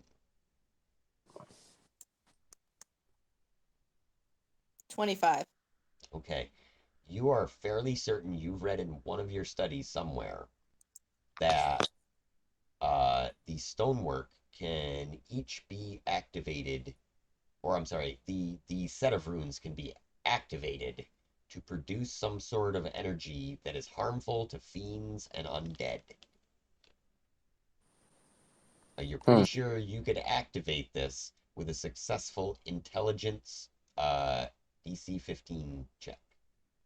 It is actually an intelligence religion check, so if you have any additional points on religion. I get +3 on a religion. Okay. Well, keep in mind we intermingle as our demon party member, our Oh. devil. Oh, fair enough. I will hold off on that then. Alright. But yeah, you are fairly certain that you can activate these runes if you try hard enough, essentially. You guys are gonna continue crossing the bridge?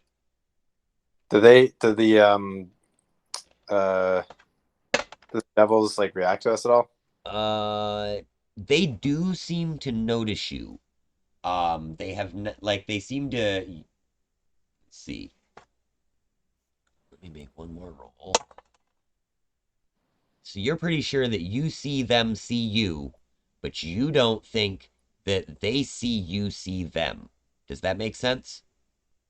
They don't think we've noticed them yet. Exactly. Like you guys, like they're looking. Looks like they're trying to hide out to ambush you, but they don't realize that they've been made. Oh, and they're on the far side, right? Yeah, exactly. You guys are here. They'll be over in this area. Just throw something down so that we know where they are. Well, then at least we know that we can assume that they're not going to try to cross the bridge to us because they're waiting to ambush us. So we walk halfway across and then we charge them, right? Something like that. Hopefully they can't collapse the bridge on us. Yeah, let's get over the bridge and then charge him. And down the path. We will say that it's going to take you 20, 30, 40, 50, 60, 70, 80, 90. So this bridge is, yeah, about 150 feet across, we'll say, ish. So it's gonna be probably 2 rounds essentially for you guys to get across. Um, as you get about halfway across, the devils just simply jump out from cover and begin assaulting you with other ranged weapons that they happen to have on them. Aegis, Spine Devil. Maggie's on the way, like upon stepping onto the bridge, she casts thaumaturgy to make her voice loud, and as soon as the devils reveal themselves, she'll yell to them, the demon lord, crack, whatever the big thing is attacking your kind, your Croatoic? yeah, Yes, Croat. correct, Toic. Your alignment here is chaotic. Yeah, if I see them about to shoot a bunch of stuff, I would like try to run up ahead and use the horn of blasting too. Okay. They're gonna get 1 round off of attacks, and then you guys are gonna be able to have your reactions, and then after that we would roll initiative. 'Cause, I mean, you guys kind of know that they're there, so you're sort of expecting this, but you weren't sure if they're gonna try and, like you said, drop the bridge or do something like that. So I'm gonna let them get their ranged weapon attacks off, and then immediately following that, you guys are gonna do whatever it is. Like Tohan, I'll let you do the horn of blasting. Let's see, so that's gonna be +4 for them to hit. Oh, I wish I'd built an encounter for these guys.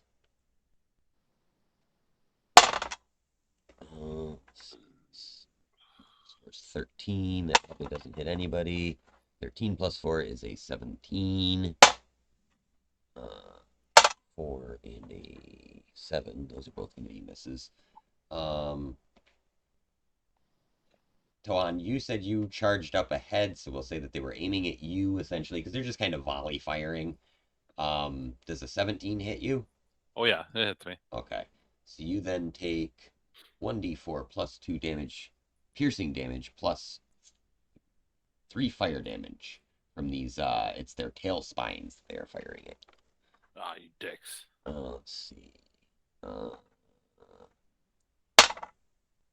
It's gonna be so 4 piercing damage plus 4 fire damage. Yeah, I take all that because I'm not raging. All right. The other Damn, this is two. the most damage Tohan's taken in a while. Yeah. The other two bearded devils are beginning to charge out from behind this, but you're gonna have your chance to do your horn of blasting now. Yeah, I might take a whole bunch of damage here, but I guess we'll see. Horn of blasting. Actually, I can speak the horn's command word, then blow the horn, which emits a thunderous blast 30-foot cone that is audible 600 feet away. Each creature in the cone must make a DC 15 con saving throw. On a failed save, a creature takes 5d6 thunder damage and is deafened for 1 minute. On a successful save, a creature takes half as much damage and isn't deafened. Unless, yeah, I don't think they're made out of glass or crystal, so the rest doesn't really matter. Then each use of the horn's magic is 20% chance of causing the horn to explode. Explosion deals 10d6 fire damage to the blower and destroys the horn. Awesome. Oh, that's not as crazy as it sounds like it's 30 feet attack and 600 feet out of Yeah, when I was reading out loud there, I realized I couldn't attack something 600 feet away. I was like, that'd be too awesome just to like go to that big battlefield that they were doing and just blow that horn a few times. Mm. I mean, theoretically, you could still go back there. Just say. Okay, so you're blowing this horn. Sorry, I gotta get this on the screen so I can. Yeah, if I can get them all, it'd be a 30-foot cone and then DC 15 con throw.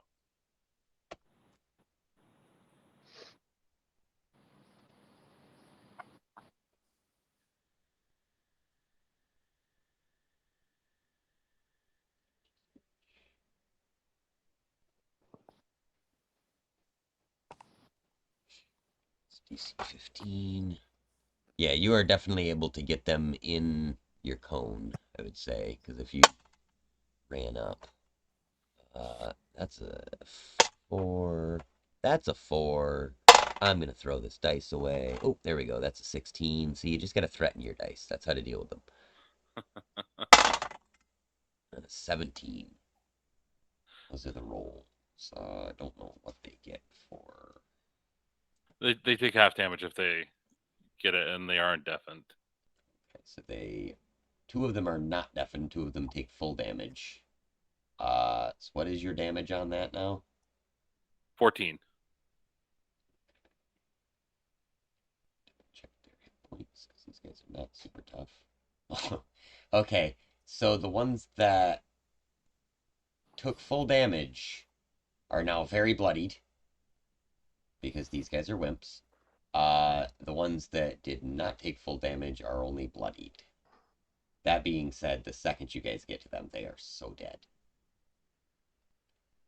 You see, All right, and then I'm gonna roll a percentile dice to see if my horn explodes here. excellent.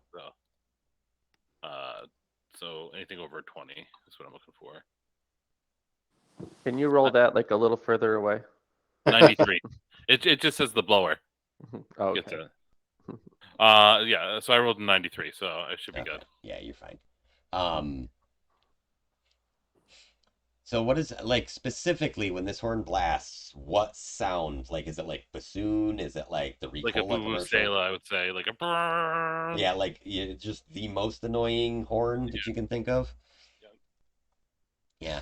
And when this happens, several of these structures here begin to crumble and fall into the street, kind of blocking this path, leaving you very little room on the edge of this kind of balcony area or porch area. So yeah, we'll say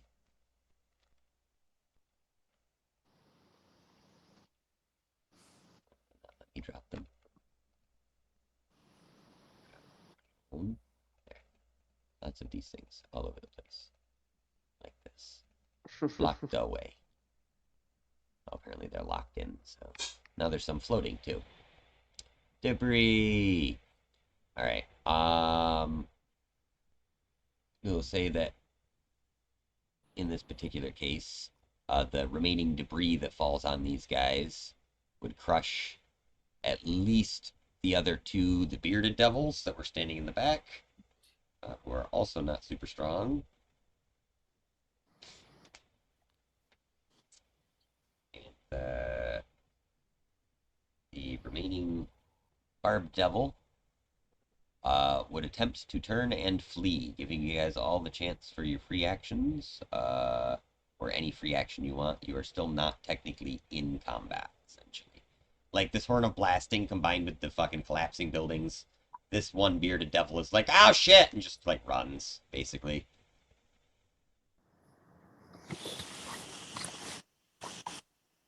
He turned and run away. And then the other ones did this. They died. Nice. Yeah. You guys are free to get a shot off on him or something if you want to try to kill this last one too. He has literally like 80 yeah, hit points. I'll take a crossbow shot. Why not? Okay. Hang on a sec.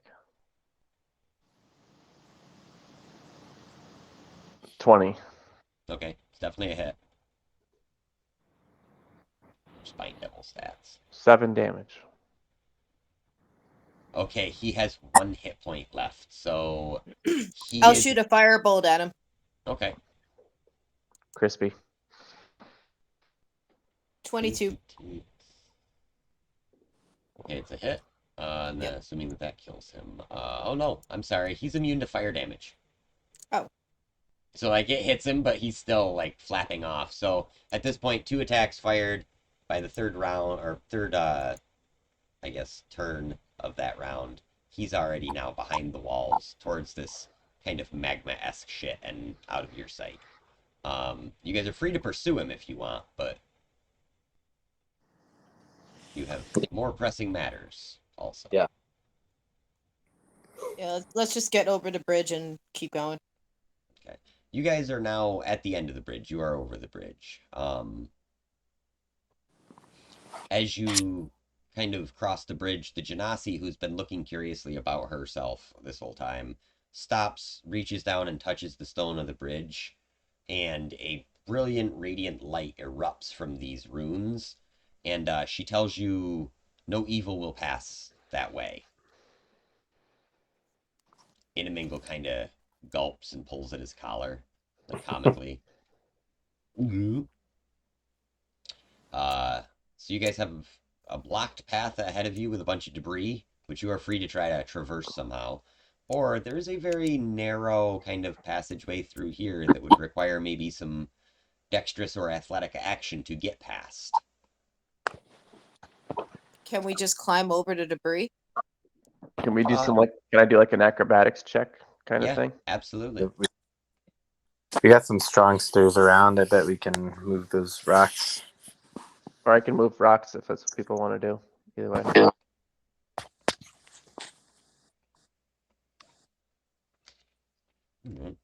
So you guys are attempting to...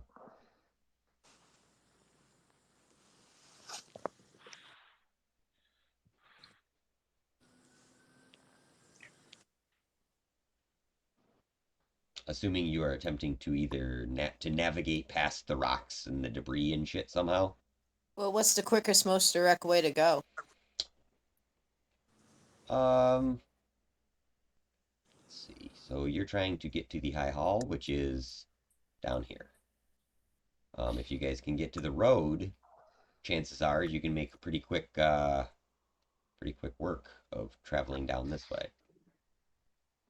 All right, so we just gotta get over these rocks then, right? Yeah, let's do that. Okay. So you guys, each of you make me a... Yeah, I will actually say make me an acrobatics check to see if you are able to get up and down this treacherous kind of building material piles. You know, I mean, it's two buildings that collapsed into the middle of the street. It's got to be some pretty fucking sketchy shit. Well, I can just fly over it, I Yeah, assume, right? you can fly over it, absolutely. And you can bring someone over if they don't do well. Yep. Yeah, Also, exactly. Umbra and Inamingle. Umbra will portal herself and Inamingle across to the other side before you guys have much of a chance even to say anything. So she's already over there and like out of sight. I rolled a 25, so I kind of imagine that I'm just kind of like 1 foot per like landing, just kind of like deep bop, across. Yeah, you're Legolasing the shit out of this right now. 16 for Maggie. Okay, yeah, you're able to quickly kind of climb up. Like you probably look and there's like a set of stairs that collapsed and it's just sitting perfectly still and you're like just kind of shrug and walk up them and over everything while everybody else is doing what they're doing. I got a natural 1. All right. Toan, your leg immediately goes into a hole of some sort of like flooring material and becomes completely stuck. And you take, let's see, that's 3 and 6, 9 piercing damage from something stabbing you in the thigh. Like a chunk of board or something jabs you real hard. Do any of us notice this? Well, my Aaron temporary hit points. Anyone with Aaroneth a is keeping an perception eye does. out because she's flying. For anybody who needs help. Yeah. You are quickly able to kind of give Tohan a hand out and pull him up out of this this predicament. Like he's stuck, but he's not he's not completely stuck in there. Let's see. You guys are able to traverse down to where you see the what appeared to be the main road through this section of the city. A little chunk of it towards where you are, a fairly large chunk of it, has been sort of melted away by various magical attacks, fireballs, things like that. And now the road just lays in a like this melted, smoking char. Um, you notice that all these trees that were once Venetia, as a matter of fact, you would remember this pathway from a time that your parents took you to ellturell, and you remember this was like a central park type deal. This was like a lot of trees and greenery around, and now it is all just burnt to shit. The remains of whatever trees there are smoldering, and hanging from every one of these trees are abyssal chicken sacks. They're just covered in them. Like Gross. like they thought that when you guys met the chaotically handicapped devil, sorry, before that had his pet abyssal chicken, they were bad. There are probably literally thousands of these sacks, and they are beginning to quickly ripen, drop off, and hit the ground. And there are several of these abyssal chickens kind of running around. These awful looking creatures. But all the way down at the end, you can see the entrance to the High Hall.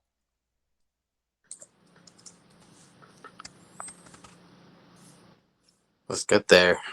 Mhm. Okay.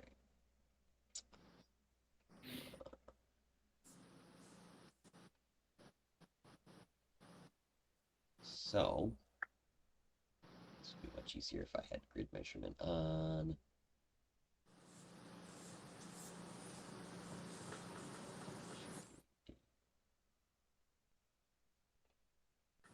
I was wondering if we should kill a few for food, but then I looked them up, and they're pretty.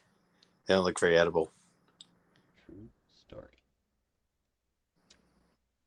Alright, so here's the deal. It should take you, moving at about even 50 feet. Should be 10 spaces.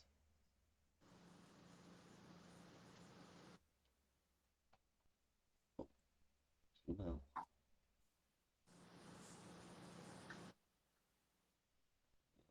Straight down there. So it's going to be 10 rounds, or 10 rolls in this case, as I'm going to do it. Each round, a number of abyssal chickens will attack you in mass. Just flocks of these things are now spawning up out of the ground. So in order for me to do this super quickly, let's see. You guys move the first space. That is a 3. The first group of abyssal chickens does not manage to do any sort of actual damage to you. I'm going to roll for them as a group to see if they actually hurt you at all, because they are shitty little fucking creatures. They're not much. But enough of them attacking you would probably be real fucking annoying, and they might eventually get to you. It's like compies in Jurassic Park. That's how I picture this. It's just literally you guys are being assaulted by these hordes of compies. What are their immunities or resistances? I do not remember offhand. The Eye of Agos would definitely share their info with the group though. So if you look up Abyssal Chicken, you should get stats for it pretty easily. The second round, a group of them rolled a nat 1, which means Tohan killed all of them. We'll just say that. They charged. Tohan did one swipe of his halberd, and it was really quick work. Third round, you guys are 30 feet in. They rolled a 5, so they are again not able to damage you. 6. That's your fourth round. Oh, here we go. A natural 20, which means 2d4 chicken attacks to see if any of them actually hit any of you.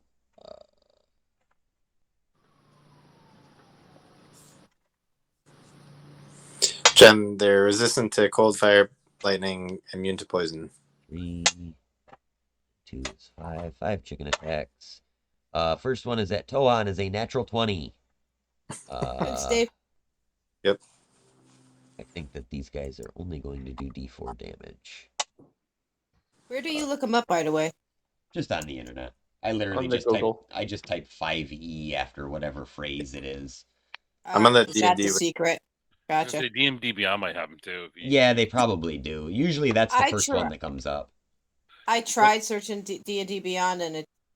Well, actually, let me check the monster book. Maybe sometimes it's Well, in the yeah. manual. D&D Wiki has it. That's usually where I find stuff. Yeah, dndwiki.io No doubt. is a good one. Damage. Where is it? It says trait, Oh, bad it's fly. 1d6. This little chicken falls at the end of a turn if it's airborne, and the only thing holding it aloft is its flying speed. Yeah, they basically float. Like they it's like feather fall. Like they fly the same way a chicken does, as far as I understand it. Oh yeah, I don't know. It's on D&D Beyond, but because I didn't buy Baldur's Gate Descent into Avernus Yeah, Force that's the book, same I same can't look thing. it up. They didn't there. include it in the campaign pack that they had, so I didn't bother. Because I already had the book, and I was like, why would I ever want it on D&D Beyond? Oh, now I know. I would make a really good advertiser for them. I'm just saying. Like, I talk them up a lot. That's actually super annoying between like because D&D Beyond, like all the stuff I bought on there doesn't go over to like Roll20. So Yeah. I still think you should at least get a pretty hefty discount on the D&D Beyond book if you already bought the regular book. Like I'm sure that they do something, but they should definitely do a better discount on it, or vice versa. I don't know if you have have it on D&D Beyond. Give me a coupon for like buy the book for $10 off. I'll do that all day long. Tohan, you take 4 damage from this first attack. The second chicken that attacks, he rolls a 9. Third attack is a Venadia. That is an 11 plus 4, so 15 all day. Hmm. Doesn't hit. Nope. Okay, and I think this is what the last one. Last one swings at Maggie. That is going to be a 14 altogether. 17 AC. Okay, so the rest of these abyssal chickens, you're still wading through them here. Let's see, how many more of these do we have?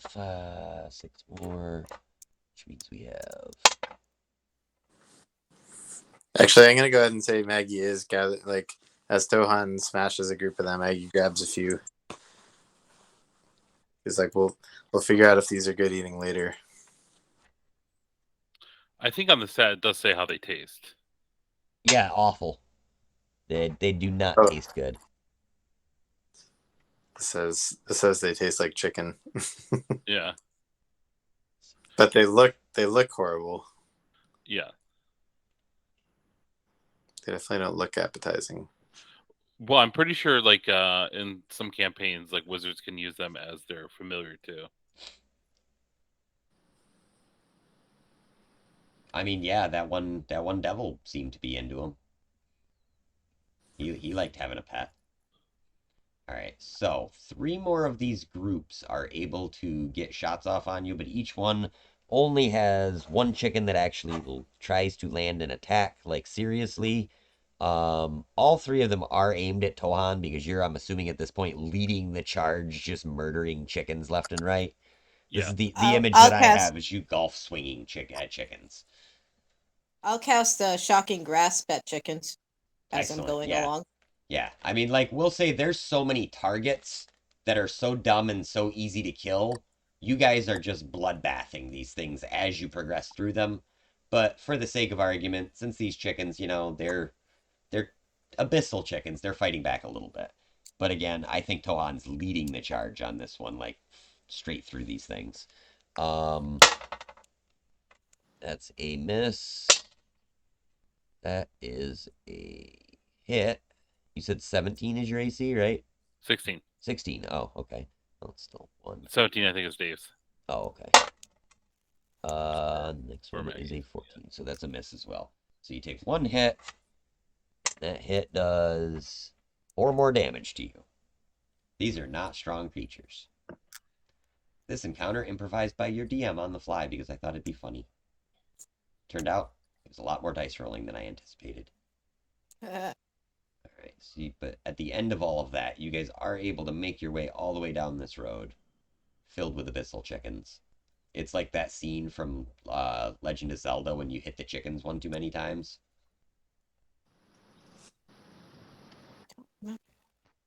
Oh, maybe you guys weren't psychopaths like I was when I was 10, where I would just hit the chickens nonstop for half an hour until they finally flocked me. That's funny. Yeah, I don't know if it's an Easter egg or not, honestly. I'm pretty sure it's like you could probably look it up on YouTube of somebody doing the beating up too many chickens in Zelda. It sounds familiar. I don't know. I never had a Super Nintendo or anything like that. I always had like a fucking Sega Genesis. So I had a Nintendo and then I switched to Sega. I gotta say, I bought the PS4 like Sega collection that came out recently, and it was cheap, you know, it was like $10 for the Sega collection. I was like, hey, look, a bunch of Sega games, and I was like, I have ever played like one of these. I don't know any of the other titles. I didn't have a Genesis. Like I recognized like Golden Axe, and I recognized that from the arcade in the mall.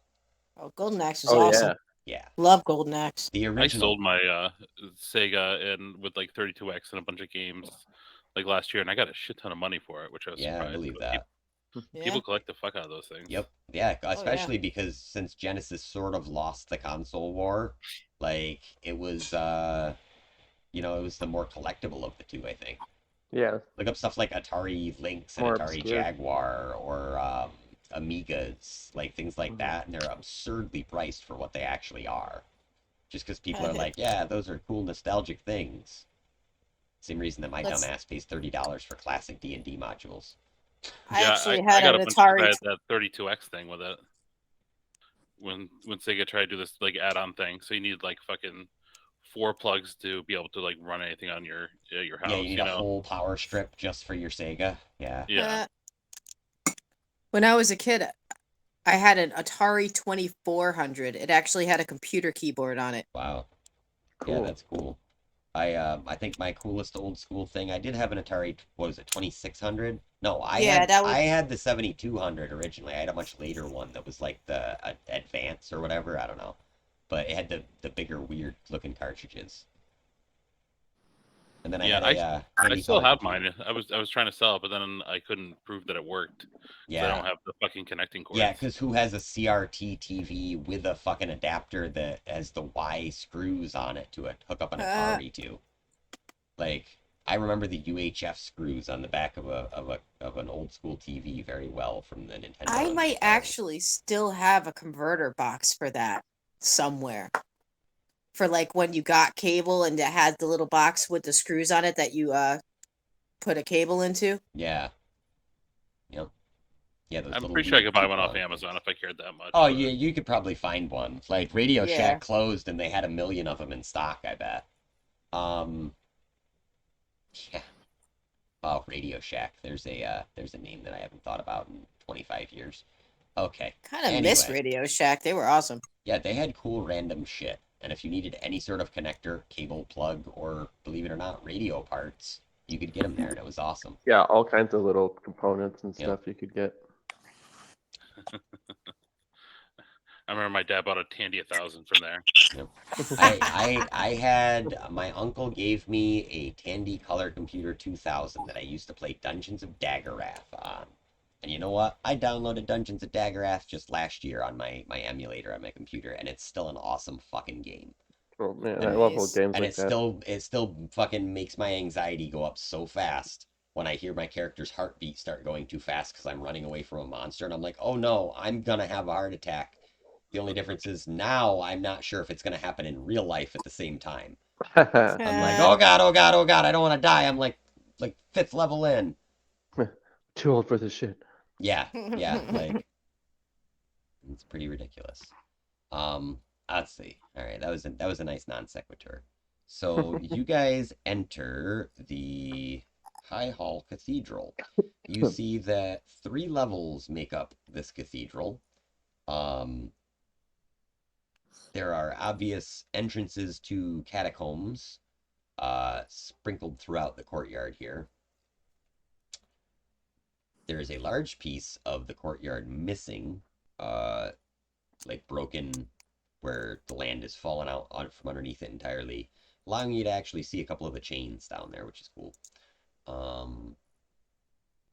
This would most likely have been kind of the main area of what am I trying to say here? Like the administrative district, essentially, of ellturell. This is where like the lords would convene and have their meetings. So it's like a pretty fancy looking town hall type place. As you approach it, you can see that was once decorated with beautiful paintings, and there's statues and other works that depicted the strength and valor of the Elturellian people. Much of the art seems to be twisted and transformed. Much of the artwork has been vandalized by devils, showing scenes of mortals succumbing to temptations instead of conquesting them. Let's see.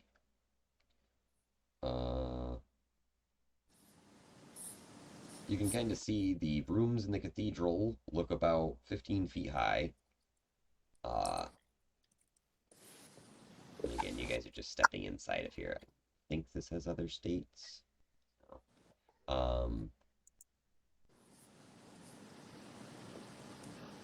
And as you're looking, you can see that each floor looks to be about 20 feet higher than the one below it. So it must be a pretty hefty building, and it seems to have survived a lot of this initial like kind of shock and awe shelling that has been going on by the demons and devils. As you approach the doors, you see that they are made of iron. Large, thick doors, and they appear to be tightly locked as you push and pull on them, and nothing happens. This is like Venadia and Tohan both pulling at the same time, and they're not fucking moving. Maggie uses thaumaturgy and calls out the Duke's name.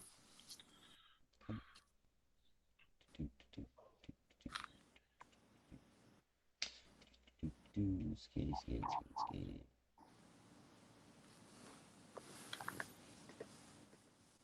Okay. As you call out Duke, Raven, what the hell it was. You call out the Grand Duke's name. There is a slight echo throughout the courtyard, and it ends with an eerie silence.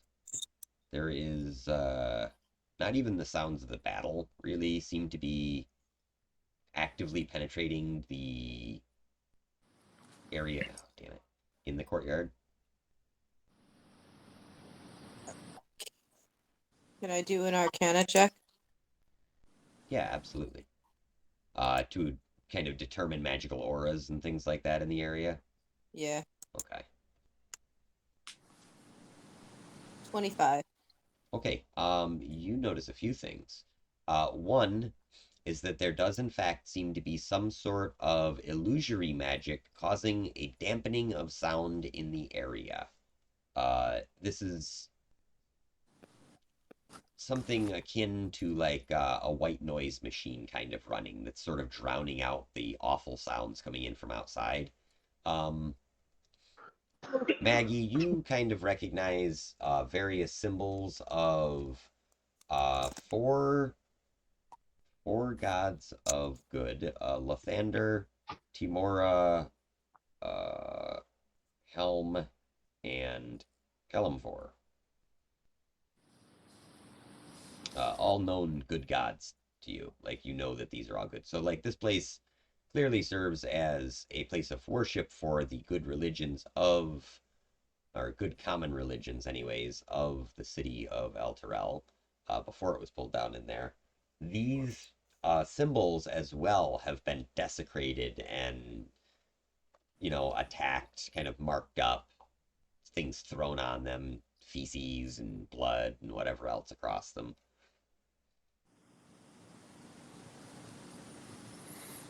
I use mending and predigitation to mend and clean them. Okay, as we're yeah. standing there.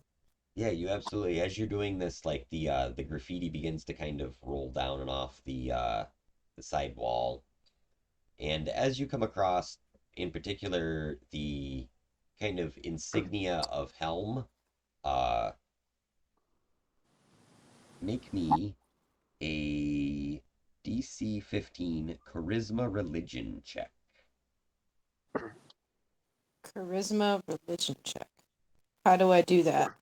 So it's just a charisma check essentially, and then if you are proficient in religion, which I think you said you were, you can add your No, religion bonus to it. I'm not. I'm Oh, not not proficient in in religion. religion? Okay. All right, so I have as far as charisma is concerned, would I use persuasion or You can just use your charisma modifier, just add that to your die roll. So yeah, it should be anything that you are any charisma skill you are not proficient in. Do the same thing. I keep forgetting that Maggie's also got mending now. all right, so performance Okay. 22. All right, yeah. When you clean this stuff off, um, you feel a kind of glowing warmth throughout you. All of you actually feel this, like where there's a feeling of comfort, almost as though the favor is being returned to you, and you all regain 15 hit points if you were lacking them. Sweet. And uh, you see glowing letters before you that say, "Your will is the way."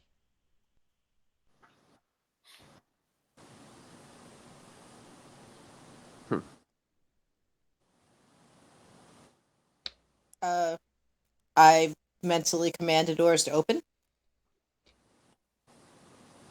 Nothing happens.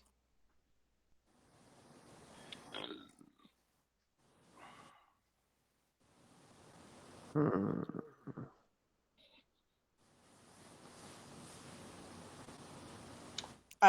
I attempt to physically open the doors. Okay, no, they still don't budge.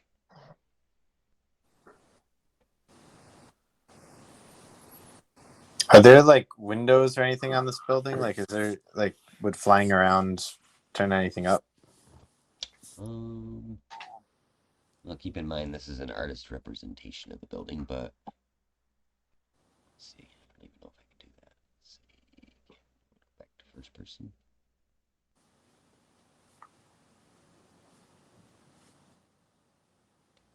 I go to the new party.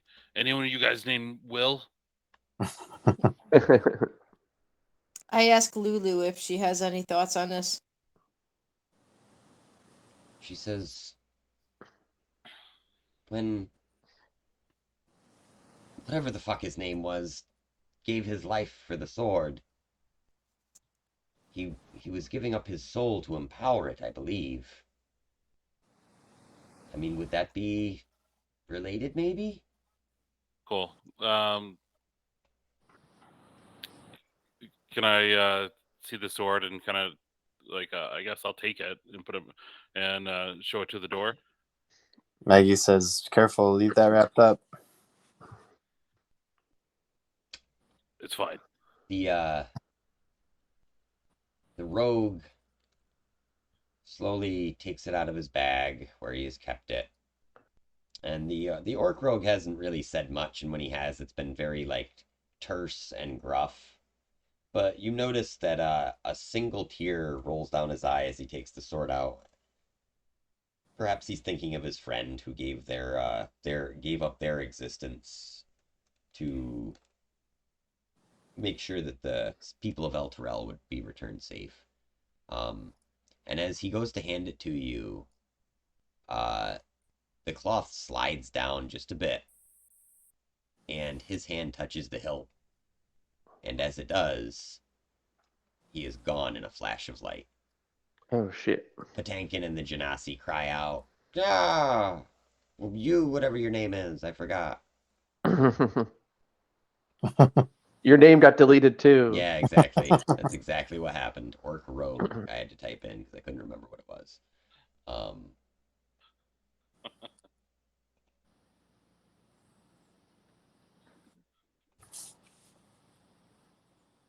So yeah, the sword falls to the ground, kind of lands on this blanket. The other two party members and Lulu are kind of freaking out. Umbra giggles. Inamingle points and laughs, like out loud, like, oh, man, that was brutal.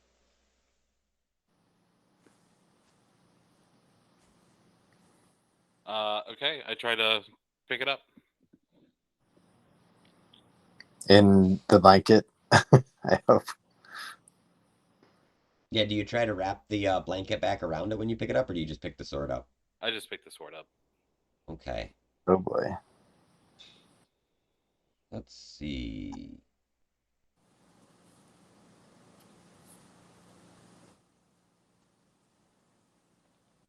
Flip all the way back to that chapter? Holy crap.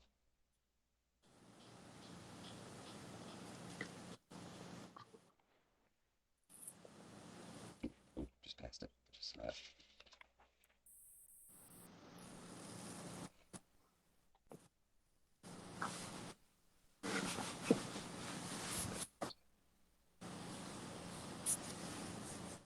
All right. You, Tohan, when you pick up the sword. Okay, so what the rest of you see is when Tohan picks up the sword, there is a blinding white light. Tohan, when you pick up the sword, you hear a voice. And that voice comes across as familiar, terrifying, and yet comforting at the same time. And this voice sounds like the voice of 1,000, like, angry mothers talking to you, essentially.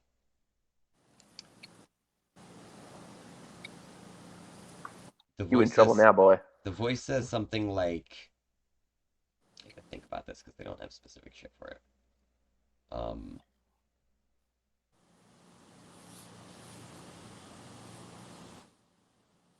The voice says something like, I am willing to aid you. If you're enough to threaten Zariel's ambitions, then I have nothing to fear. I can destroy the chains binding ellturell, but you must be present to bear witness to my majesty. Who's talking to me right now?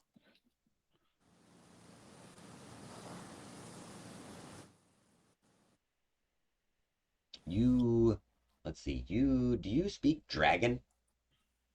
I speak Draconic, yeah. Draconic? Okay. You recognize in the ancient tongue of the Draconic, the Draconic name for Tiamat. Damn. Holy shit. Tiamat's badass. Yeah.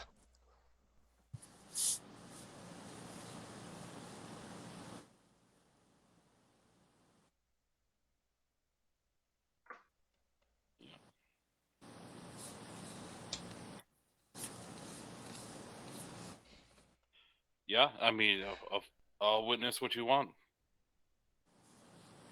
Excellent. Now, go about your business. You will know when I am there. Now, what the rest of you see is coming back, like literally there's a split-second flash of light, and as you come back, Tohan is now standing in the He-Man pose with this sword, and his gold or his copper skin for his dragon scales have now shifted to a full gamut of the chromatic colors. I mean, he's not like arranged like a fucking rainbow or anything, but his scales are now very like calico with red, blue, green, other colors, white, black. Blue. Look, Yeah. everybody, party lizard. And it is just a brief second. before you hear a huge explosion, and you see a meteor come streaking across the sky of Avernus. Appearing above the city is the five-headed dragon queen, Tiamat, the goddess of evil dragons. And all throughout the cavern, in Draconic, you can hear, "Witness my might," as she swoops down and repeatedly attacks these chains, breaking them one after another. As she breaks the last chain, and in just a few brief minutes, everyone in the city at this point now, all the demons, all the devils have stopped. They are staring up in disbelief because Tiamat has been freed from wherever she has been trapped here in Avernus. And I think that's probably a good spot to leave it, as the city of ellturell begins to float skyward, and Tiamat is letting out cries of havoc and just fucking up demons and devils left and right, and flying around and above the city this whole time. Yeah, dramatic finish, yeah. Alright. Sweet. Sick. Cliffhangers! You should post up a picture of like Tiamat because Oh yeah, that's actually a good point. the dragon is fucking, it's badass. It's probably right in D&D Beyond, I bet. I hope it is. T-I-K.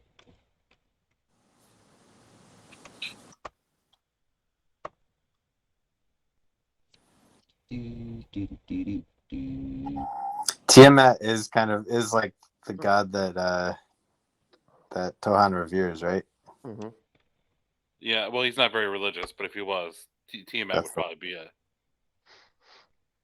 God of badassery. Yeah, definitely seen some of these Yeah. images. Yeah, the god of fucking shit up. Yeah. Yeah. I'm trying to find like a really good one. Good call. Grabbing a sword. I just didn't want to be the first one to do it. Thank God that I got rid of another NPC with it too. There's so many. Screen picture. That's pretty cool. This is actually a it's full screen shit. There we go. This is actually a WizKids mini, it looks like.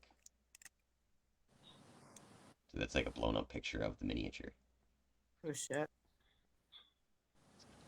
It's a dragon with 5 heads and have Yeah. like legendary actions where they can all fucking. Yeah, it's absurd. So it has an official stat block in this book. I won't tell you what all the shit it can do is, but I will tell you that it's a challenge rating of 30. Shit. So like in comparison, you're talking like world-ending events basically. She also gets like she gets like 5 legendary actions. She's ridiculous.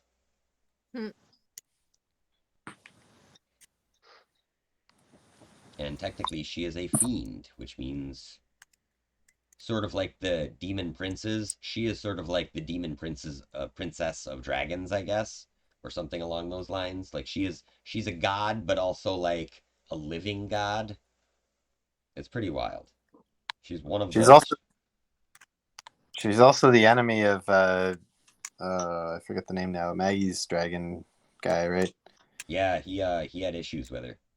He sort of went over to the other side of the spectrum for dragons and was sort of a Bahamut worshiper, which is like there's a lot of religious lore in D&D, one of which includes that Bahamut and Tiamat were formed when the god Io or Ao or Aeio or whatever, Eieio, when he was split into 2 entities of good and evil, because he is neither. He's just sort of like, he's the singularity and they're yin and yang, if that makes sense.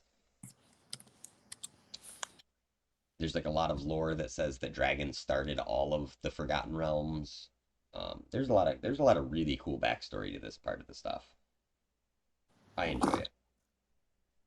There's so much though sometimes that I'm like trying desperately to keep it all straight, and then I'm like, I'll go back and remember what I told you guys last week, and I'm like, wow, I was full of shit. Oops. Like, my bad. Yeah. Word. Thanks for playing, guys. That was fun. Yeah, thank you. Yeah. And then Yeah, thanks as always. It's always fun. I will hopefully we can all get together next week. We'll see. Yeah. I'm Should around. be good. Yeah, should be an issue. All right. Until then, I bid you all a fond adieu. Good night. All right. Good night, Now. guys.